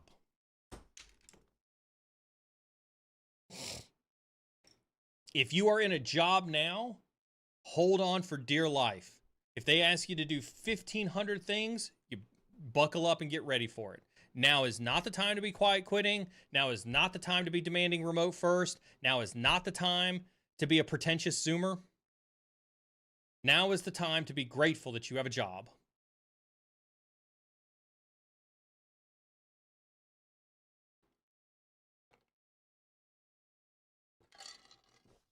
There, I said it. Grow your network. Build some content. Okay, that soapbox is done. Coffee versus tea? Obviously tea. Well, so it's weird, right? I will absolutely put coffee in my tea, right? I'll mix the two of them together. Like this morning, it was a chai tea. Like we have an espresso machine. We have bags of. There's a local roaster here in Raleigh that sources their beans from somewhere in South America. If anybody's ever in Raleigh, or if anybody's in Raleigh, I'm happy to give you the address of this local roaster in Raleigh. You can literally go down there, take a tour of their roaster, and they'll roast coffee for you while you're there taking the tour. And so we buy coffee from them, support local businesses, support, well-sourced coffee. And so we'll make, I'll make a shot of espresso, and then I will homebrew some chai tea. And I actually have I'll bring them up next week. Next Friday, tune in for Tea with a Hacker. I'll bring you up the tea bags that I use. I've got loose leaf chai tea. I'll brew my own chai tea. I'll do a shot of espresso. I'll pour some chai tea on top of that, and then I'll froth some milk and put it on top of it. And boom, we have a beautiful. I'll also use, I don't use simple syrup. I use, again, organically, responsibly sourced maple syrup that's got a vanilla bean inside of it. So it's like vanilla maple syrup. It's really, really good. That's what I use for sweetener. I'm telling you, if I ever made you one of my chai teas, you'd never want anything else in your entire life. Welcome to Cyber Insecurity.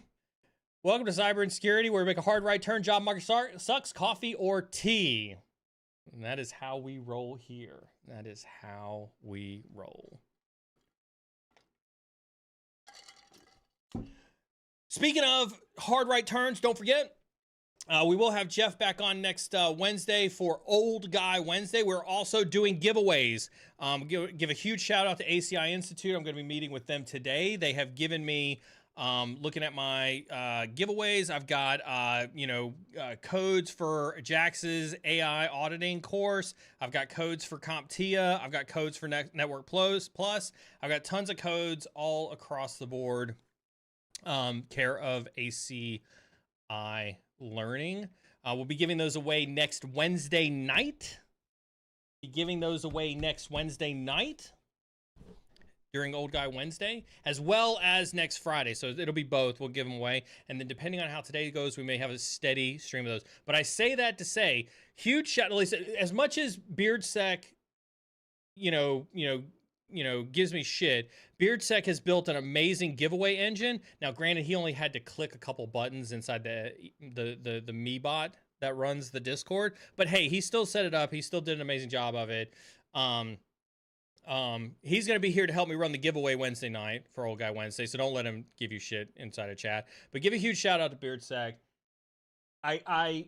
We give each other shit, but I couldn't do this without him. And he knows that.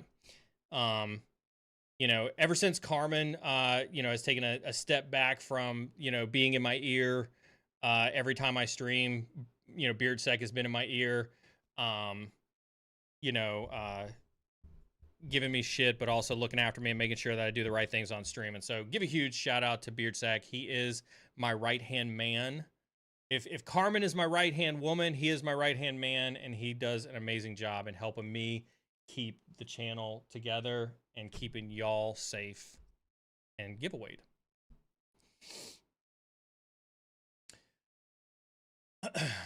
Hard right turns.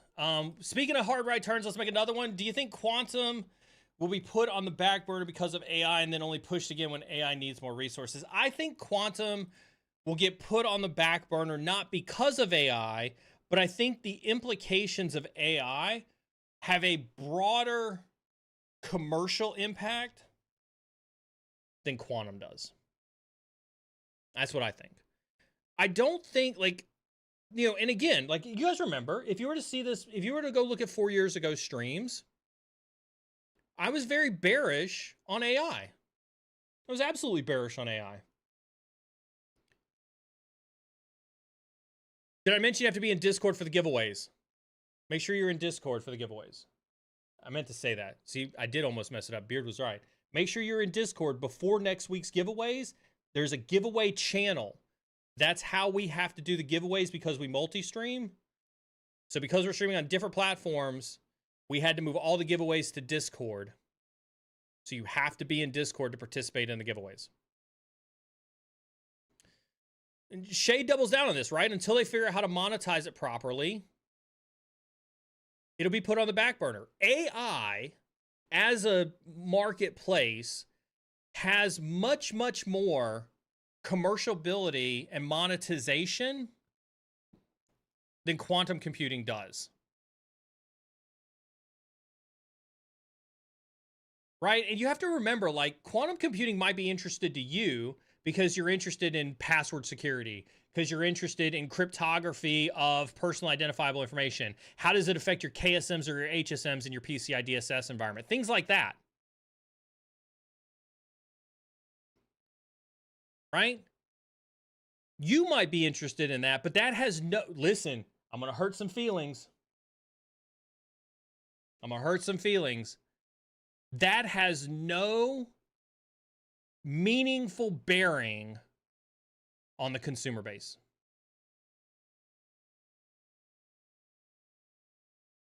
The only reason that OpenAI and ChatGPT are so successful is because they put it on a website, showed that you could literally ask it any stupid question you wanted to, and it would give you an immediate answer, better than Google.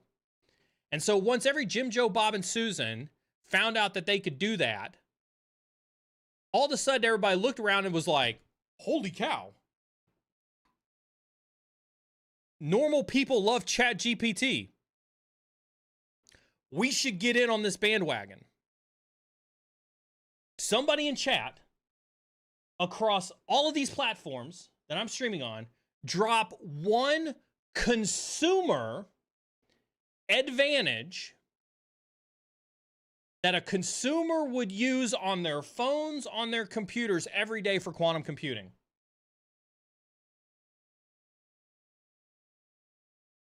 They've got to be able to use it on their phone every day.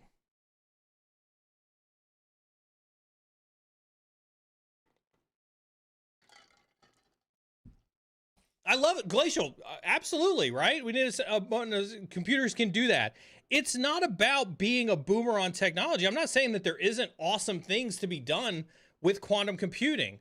What I'm saying from a market perspective, from a how do you see it advance perspective, how do you see it being the thing that we need to worry about until it's adopted? Until it's adopted, it'll never have value. And I see people, Luther over on LinkedIn says, traffic patterns. What are you going to do? Are you going to do a commercial during Sunday football that says, we'd like to thank IBM for their quantum computing, helping make your traffic patterns relevant in 2024? Seriously. Like, that's not going to happen. Like, you're not going to see an IBM commercial that's like, we'd like to thank quantum computing for helping us innovate traffic patterns. That's what it means to be commercialized. If it's not commercialized, like Ian over on YouTube, faster PCs, faster web services, faster GPT responses. Cool, show me the commercial. Where's the first commercial that says, hey, go buy our stock because we have quantum computing? If quantum computing is such a thing, why aren't people doing it now?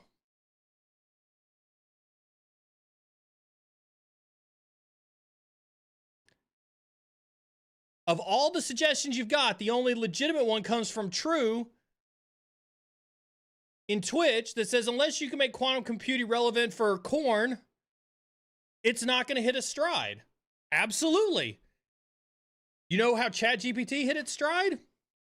Deep fakes, scammer messages, BCs.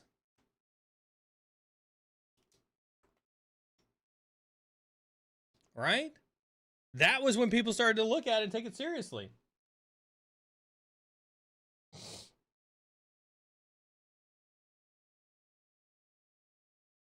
Tim over on LinkedIn says, I think when quantum and AI meet, we need to be concerned and have safeguards in place right out the gate. I don't think so. I don't agree with that. I don't agree with that.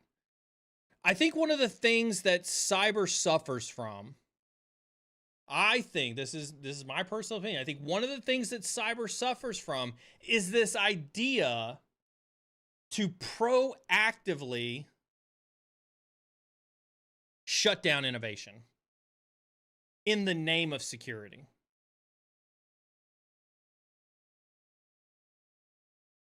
A lot of you are guilty of this. Think about it, right?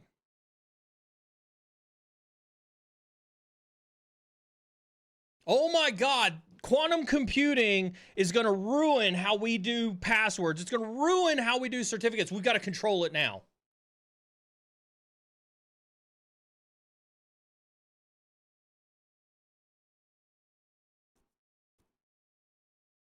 And what have I talked about before, right?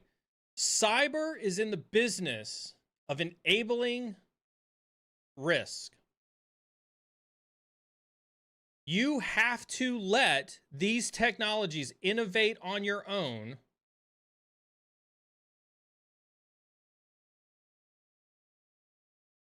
before you can even begin to put protections in place.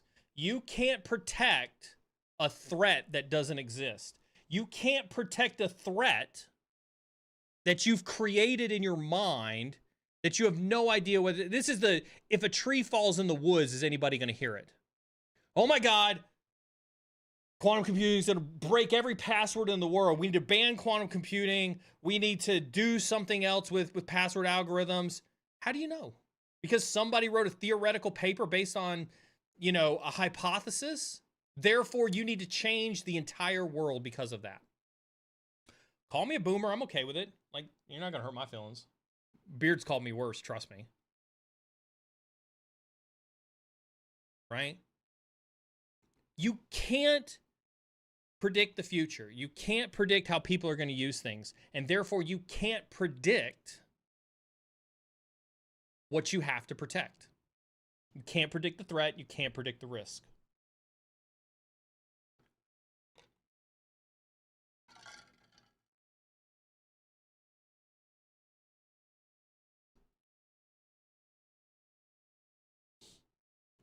Ian, I like this one. This is a good valid point right here. I like this, right?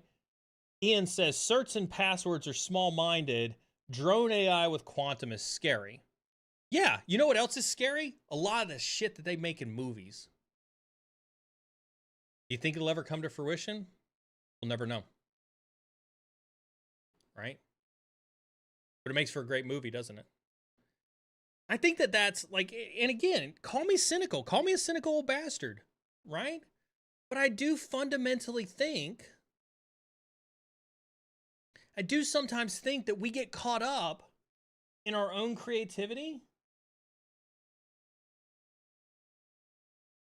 And we start to take that creativity and inflict the harm upon ourselves when it comes to cybersecurity controls.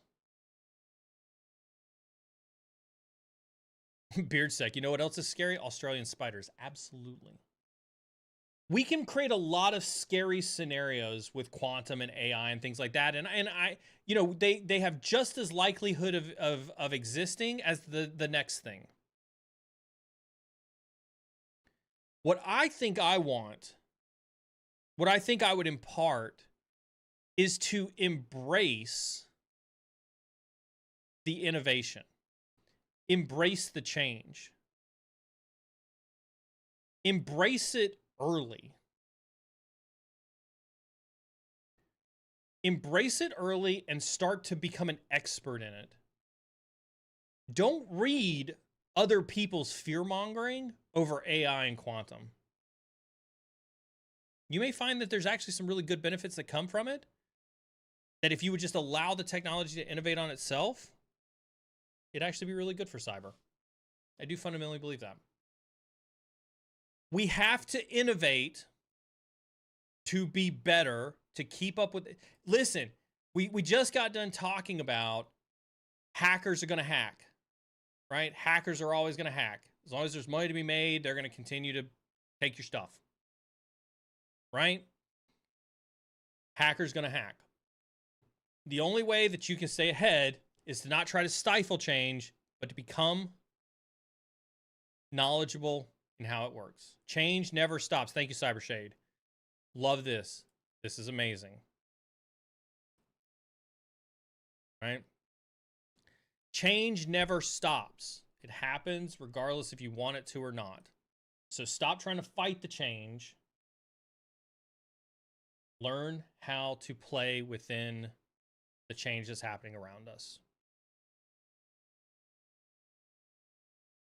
This is a good story. I like this one. I want Neuralink with quantum so I can process all the thoughts in my head as separate streams to allow my creativity to expand, but also be captured. I will admit I'm slightly curious on Neuralink. I would never, ever, ever do it, but I'm curious. I think it'd be kind of cool. There is. Listen, I got more questions, but this is a fun topic, right? And I love this statement. Thank you so much for this, Dragonov, right? Fight the power, embrace the change. You can do both, but you've got to be malleable. Listen, and I use golf as an example for this all the time, right? Like, I would be a horrible golfer if I tried to force my golf swing and force the golf ball to do the things that I wanted it to do on the golf course. It just doesn't happen. And every golfer will tell you this. I could post hundreds of clips of golfers who are like, hey, that's golf. Like, it just happens. That's why I tell you, like, golf has made me a better cybersecurity person.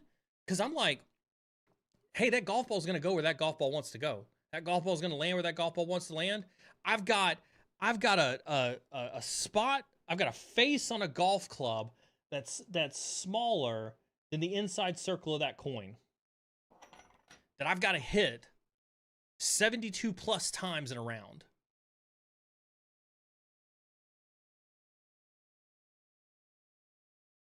Right? Fight the power, but embrace the change. Absolutely dig it. Carolee says, should the goal be to develop all your skills to become a leadership role, director or CISO? Should you? What if you like doing your current work? Listen, like, if you never want to grow up, and I don't mean that in the derogatory sense of growing up. I mean that like growing up in the ladder of corporate America. If you don't want to, then don't. When I got out of the Air Force and I was building the pen testing team for a financial institute, we hired a dude who was in his 50s. He had been pen testing his entire career. I said that right. We hired a dude in his 50s, not pen testing his entire career, but he was a web app developer, then transitioned to a web app pen tester, and then those are the only two things he's ever done. He vehemently fought against management. And when I say that, he was like, I don't ever want to be a leader. I don't ever want to be a manager. I want to continue to be a pen tester. He knew, he willingly accepted that he had a salary cap. He was never going to make more than X amount of dollars working for a company. He knew that. And he willingly accepted that because he enjoyed that tactical level execution as a pen tester. There's nothing wrong with that. You should absolutely embrace that. Right? That's the beauty of working. Is you can work and you can move however you want to. There is this little stigma.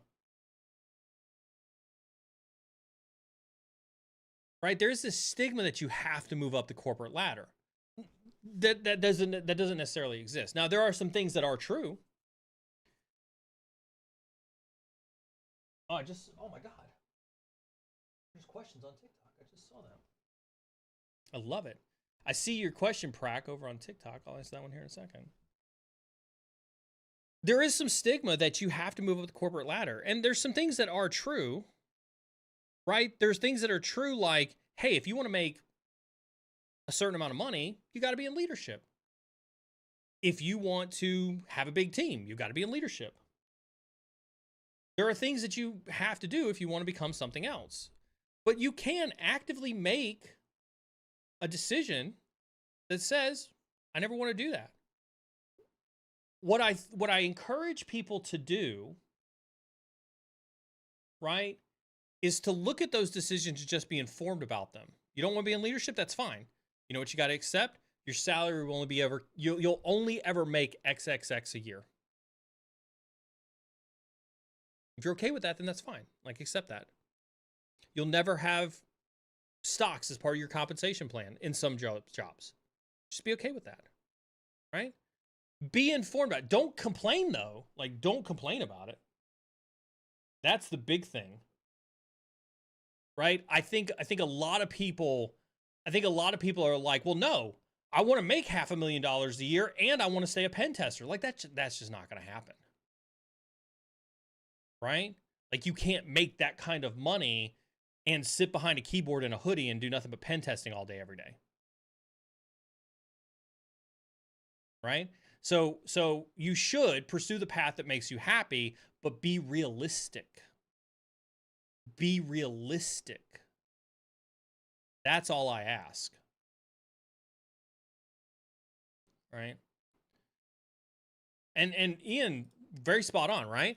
I want to be a team lead at most, not a manager or a director. I want to manage tech, not people. People are unique based on my own personal life. I know I'm a better employee, and that's fine. Like, know yourself and accept it. Like, I think that that's absolutely fine and absolutely something you should do. Right?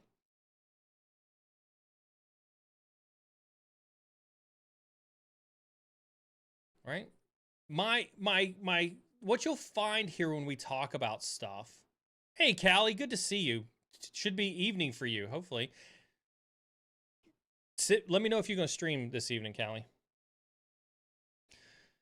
What you'll find here on the stream, right, is that we're not here to say you can or can't.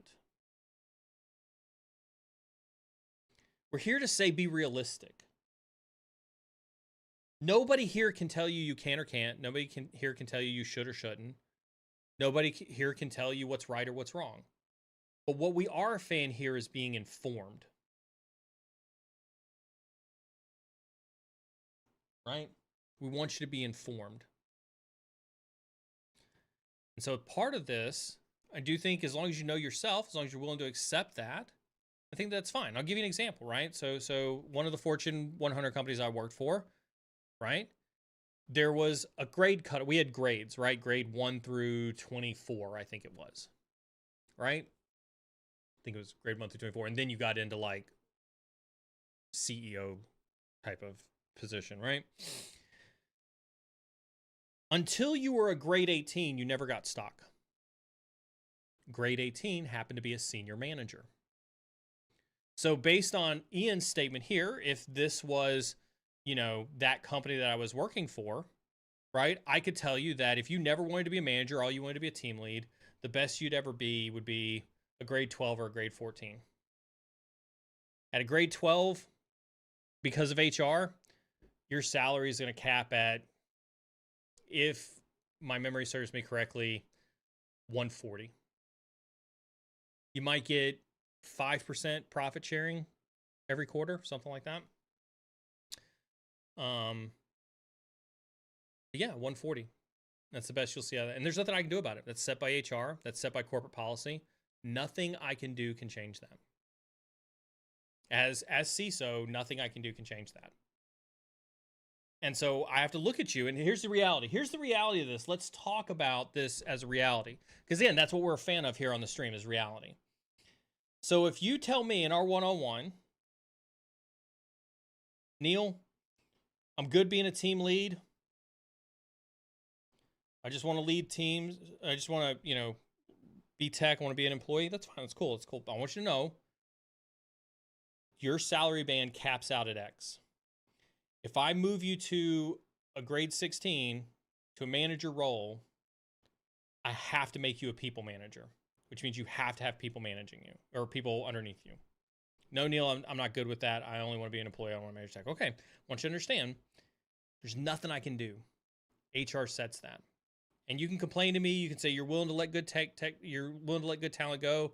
Like there's nothing I can do. HR tells me that that's the policy. That's the rules. So you know what I do? I now have to put you in the system or in my little notebook as a risk. And every single time I go forth to fight for compensation, I have to identify my at-risk employees. Right? What does it mean to be at risk? That means that I'm acknowledging that you could leave. And if you leave, then I've got to have a backup plan for that. Right? So I've already written you off because you've said to me that the salary that I provide you is not good enough. And I've either got to keep you happy from a work perspective, work-life perspective, or I've got to keep you challenged, or I've got to do some other employee-related thing to keep you gainfully employed. But at the back of my mind, I'll always wonder, if I fail, is he going to leave?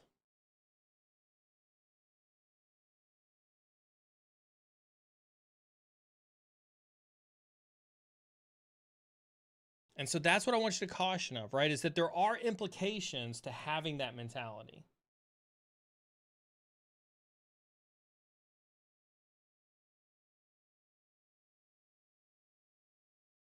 All right, there are definitely implications. And again, I'm not trying to poo-poo on it. Please don't get me wrong, right? I just want you to be informed of how that comes across.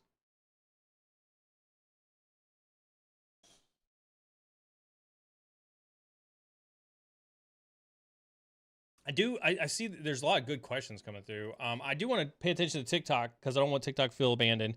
Prack over at TikTok says, talk about the security tooling consolidation happening in the mid-size and enterprise market. Absolutely. It was rearing its head at Black Hat this year, right? Platformization is what it's called, right? People are getting sick of it, right? Because now what's happening, what I've heard, is that these platforms refuse to work with each other.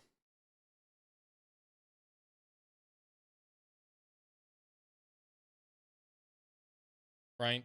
And so once these platforms stop working with each other, they lose their effectiveness in the marketplace. All tooling does converge, right?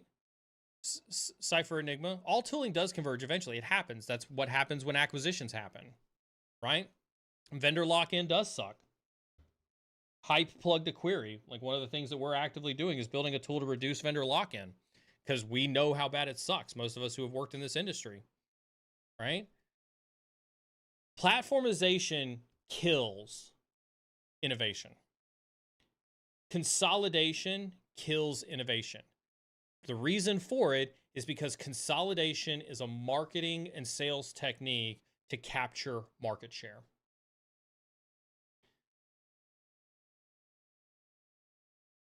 Right? And so this is one of the things that I learned from working with startups when I was running the security team at Mondelez, when I would buy a lot of startup companies. They have innovative thoughts. And I think when you start to consolidate, you start to lose some of that innovation. And that's why I like working at startups.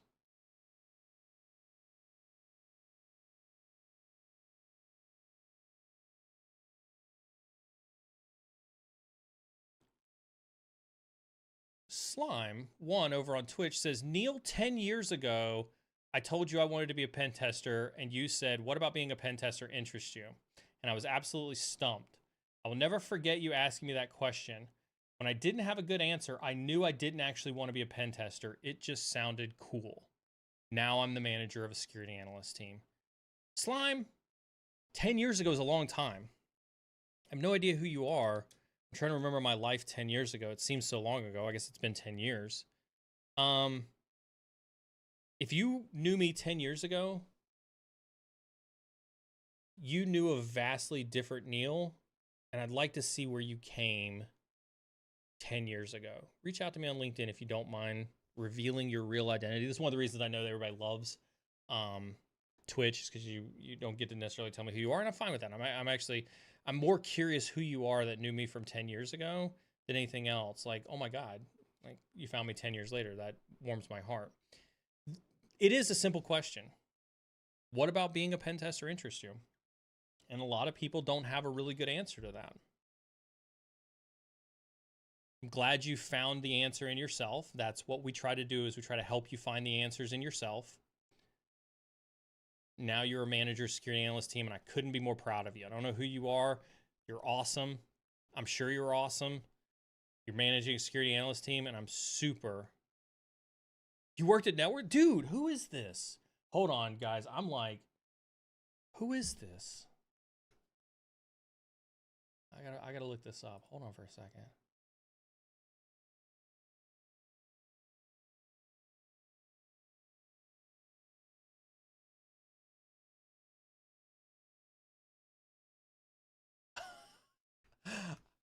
Holy cow. Remember you now. Wow, yeah. That was a long time ago. That was a long time ago. I'm proud of you, dude. I'm super proud of you. Congratulations. God, that's amazing. God, that's amazing. Like I'm honestly in shock. Can someone even be in management with an associate's degree? I have 0 degree. Remember that. Remember that. I have 0 degree. And I'm a CISO.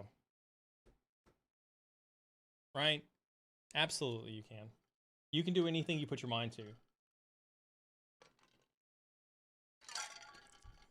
You can do anything. Yep. Beard was in management with no degree. It's absolutely possible. All right, let's pick a couple more questions here. God, I can't. Wow. I'm so proud of you. You have come so far. Slime. Dude. So cyber ties, though, that's fair. That's fair. I don't count those as degrees. Like, if I'm being honest with you, cyber, so yes, the Air Force graciously gifted me a cybersecurity degree and an electronics degree. I'm always appreciative to the Community College of the Air Force for gifting me those degrees simply for being in the service. I don't view them the same as somebody like being dedicated and going to university. I don't count. Maybe I should. Maybe that's a Neil thing.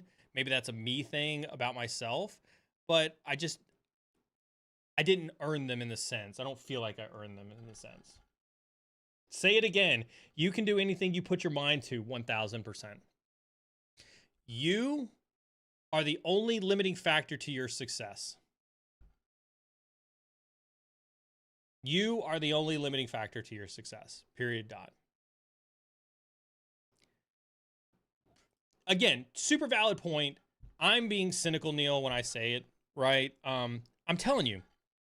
Like, again, like I put them on my resume, I put them on my LinkedIn, I strut them up and down, you know, because to HR and recruiting managers they mean something. But I kid you not. Like, all I did was my job in the Air Force. And they were like, hey, just go take this math class really quick and we'll give you a degree. Oh, hey, it looks like you need 1 English credit. Go take this English class and we'll give you a degree. Like, that's how I got those degrees. Super grateful they gave me something for my service. But at the end of the day, I don't feel like some of you who walked into a university and said, I want a degree, and put in countless hours of studying. Some of you put in crazy amounts of studying, and I'm super proud of you for doing it. And that's I'm probably self-deprecating on myself because I didn't do that. Communities like this are absolutely a necessity for success in cybersecurity. You have to surround yourself with like-minded people and even those smarter than you. Thank you so very much, God of Tor.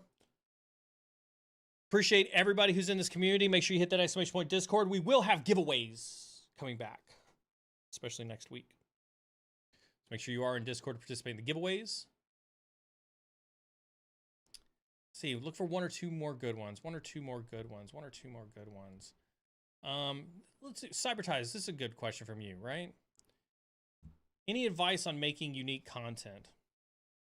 Sometimes it's not about the content being unique. Think about that for a second. Sometimes it's not actually about the content being unique. One of the things that I think content creators get hung up on is that they think that they have to be a unicorn in their content. When I started streaming 4 years ago, Jerry was doing his YouTube videos. Jerry hadn't started streaming yet. Heath was doing some streams. This was before PEH, right?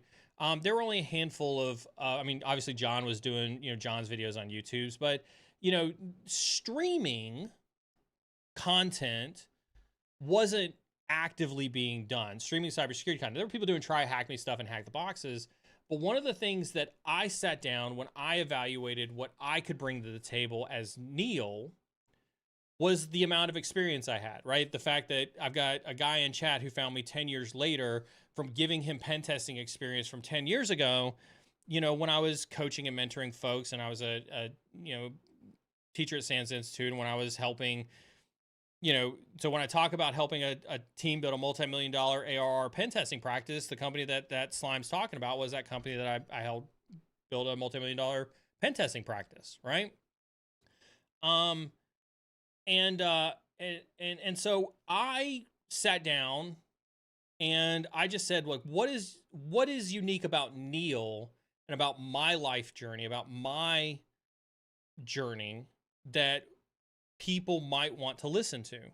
And the thing that I came to was just that I had experiences that were different than anybody else, right?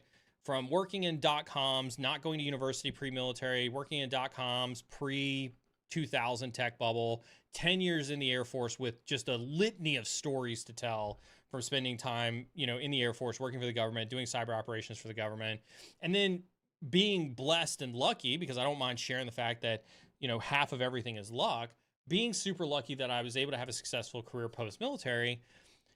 The amount of things that I'd learned over the years was stuff that I didn't see people sharing, right? Whatever reason, all the old cats in our industry just want to talk to CISOs, and they want to do this like super boring CISO podcast type of stuff. They didn't want to talk to, younger and mid-market folks who are coming up in this industry. I wanted to talk to you. Understand that. I wanted to talk to you. If the CISOs came along for the journey, if the VPs came along for the journey, I'm very grateful for the experienced leaders that I have in my chat, like Beard and BSEC when he shows up, and other folks as well. I'm super grateful for all those experienced leaders because they share their leadership experience too. But there just weren't a whole lot of them, and they weren't talking to you. And so that was what I sat down and said, I'm going to share my story, the things that I've learned, the things that I've screwed up, the things that I've done well. I'm going to share that with you. And hopefully you get some value out of that. Hopefully you learn from my mistakes. Hopefully you learn from my experiences. Hopefully you learn from all that stuff. I hope you get to be better than me. I hope some of you are better than me right now.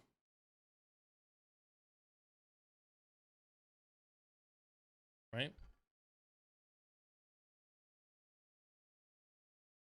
Go watch my imposter syndrome video. Right? Go watch my imposter syndrome video. This is absolutely key. Best way to overcome imposter syndrome. I got 4 actionable things. Somebody drop the link for that in chat. I think it's exclamation point imposter. Yeah. Right? There are 4 actionable things that you can do today to defeat imposter syndrome video. I'll drop this across the other channels so you got this as well.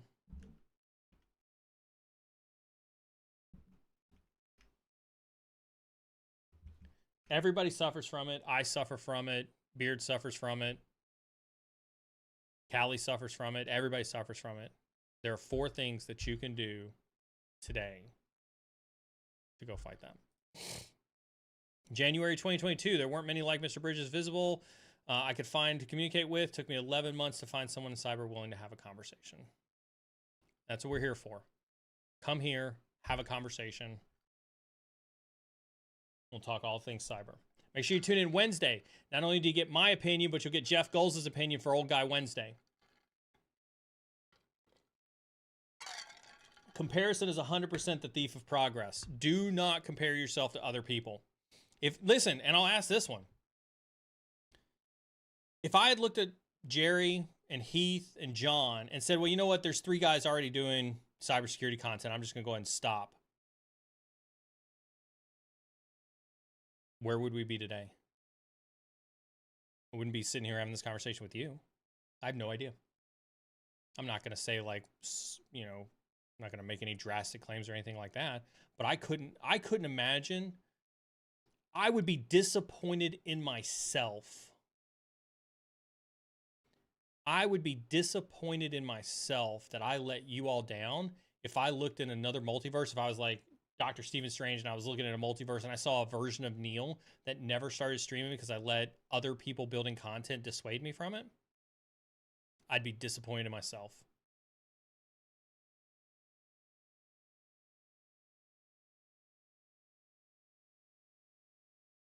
Don't let other people's insecurities hold you back. Absolutely. Absolutely.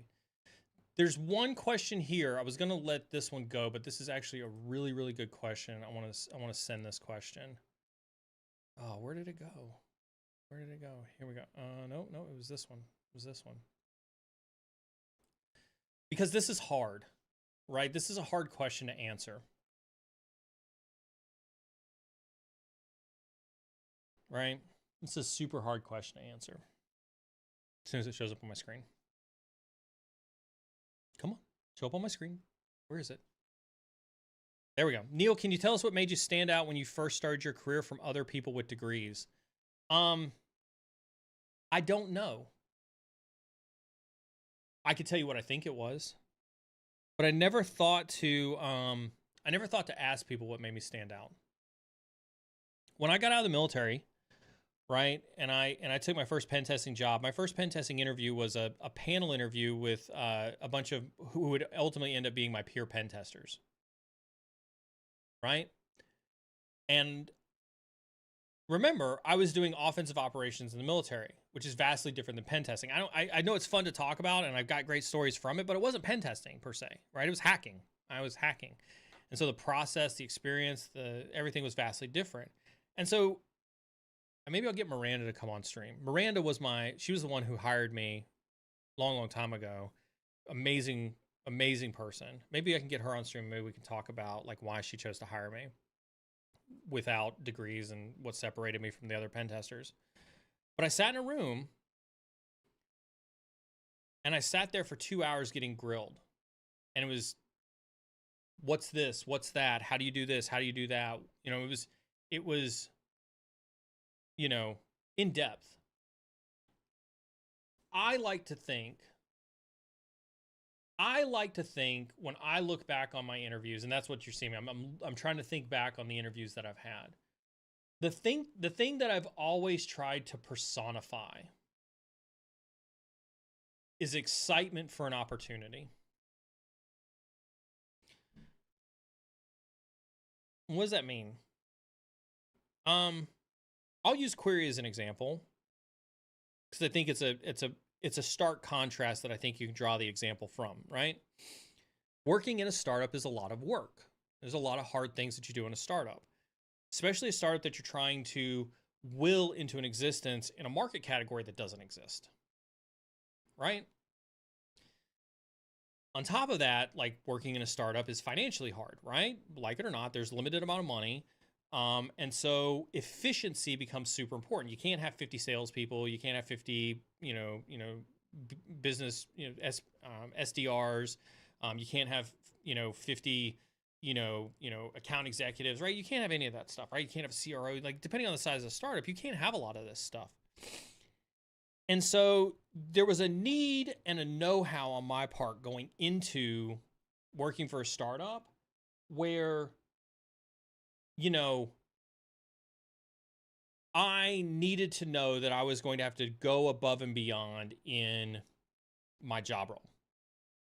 And so when I interviewed, think about two different personas when you interview. You could be very cold. You could be very direct. You could be very, hey, I don't really care about this job. It's just another job. It just pays the bills. It just serves as a need to an end. Or you could look at the challenge, right? The challenge of being a CISO for a startup and having to wear multiple hats. The challenge of having to build all the security infrastructure by yourself and run all that security infrastructure by yourself and partner with an architect to build a secure architecture for the entire SaaS platform, to be the person who's in the dev conversations to talk about secure coding and building code securely, to be the product SME that has to talk to, right, the product team, right? You could choose which personality you wanted to have. And I've always chosen to be the excited person for the challenge. Because it's my belief that you hire for two things. You hire for the ability to get the job done, yes. But then you hire for that person's excitement to participate in the challenge as a group. Think about that for a second. I think that's, for me, how I've always tried to position myself is, hey, listen, if you want to go get a unicorn who's got everything right on paper and they, you know, they look like your unicorn on paper, but they're not in it. I'm going to be in it. And so by being in it, challenges cease to exist, right? I'm going to, I'm not going to let challenges get me down. I'm not going to let, the fact that I can't do something or can do something stop me from succeeding. I'm not going to let the fact that I know or don't know something stop me from succeeding, right? Those things aren't limiting factors for me. And I'm excited to solve the problems you are. To me, that was what I did to set myself apart. Because remember, there wasn't a whole lot of content back in my day. I had to make it to the interview. And then when I made it to the interview, I tried to put this persona on that, like, I wanted to be part of your challenges. And I wanted to help you succeed with your challenges. So that's what I did. I'll reach out to Miranda. She was awesome. She was awesome. I'll see if she wants to come on stream. She was amazing. I do have some awesome stream guests coming up. As you can tell, we're starting to stream more. Beginning next Wednesday, we will have Jeff on for Old Guy Wednesday.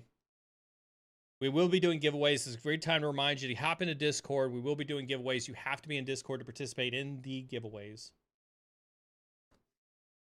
I have a meeting in 6 minutes. Otherwise, I'd sit here and chat with you guys all day, every day. All day, every day. I would love to spend all day sitting here and chit-chatting with you guys and answering your questions, but I unfortunately have got to go to meetings. Thank you so very much for the new subs that we had today. Always excited to see people sub into the channel. Just so you know, we take all the money that comes from subs and we put those right back. This is what helps, fund the giveaways and stuff like that. Yeah, meetings. That's exactly right. None of that goes to me at all. We try to, we've always had a mantra in this stream of giving back to the community. And as we start to spin things back up, we're going to start to look for partnerships, start to look for sponsors whose only incentive is to give back to the community. That's what we do. That's what we're trying to do. So I appreciate you. Thank you so much for hanging out with us. I absolutely love spending time with you. Whether you're on the red side or the blue side, we're still learning. Keep learning. and we'll see you next Wednesday.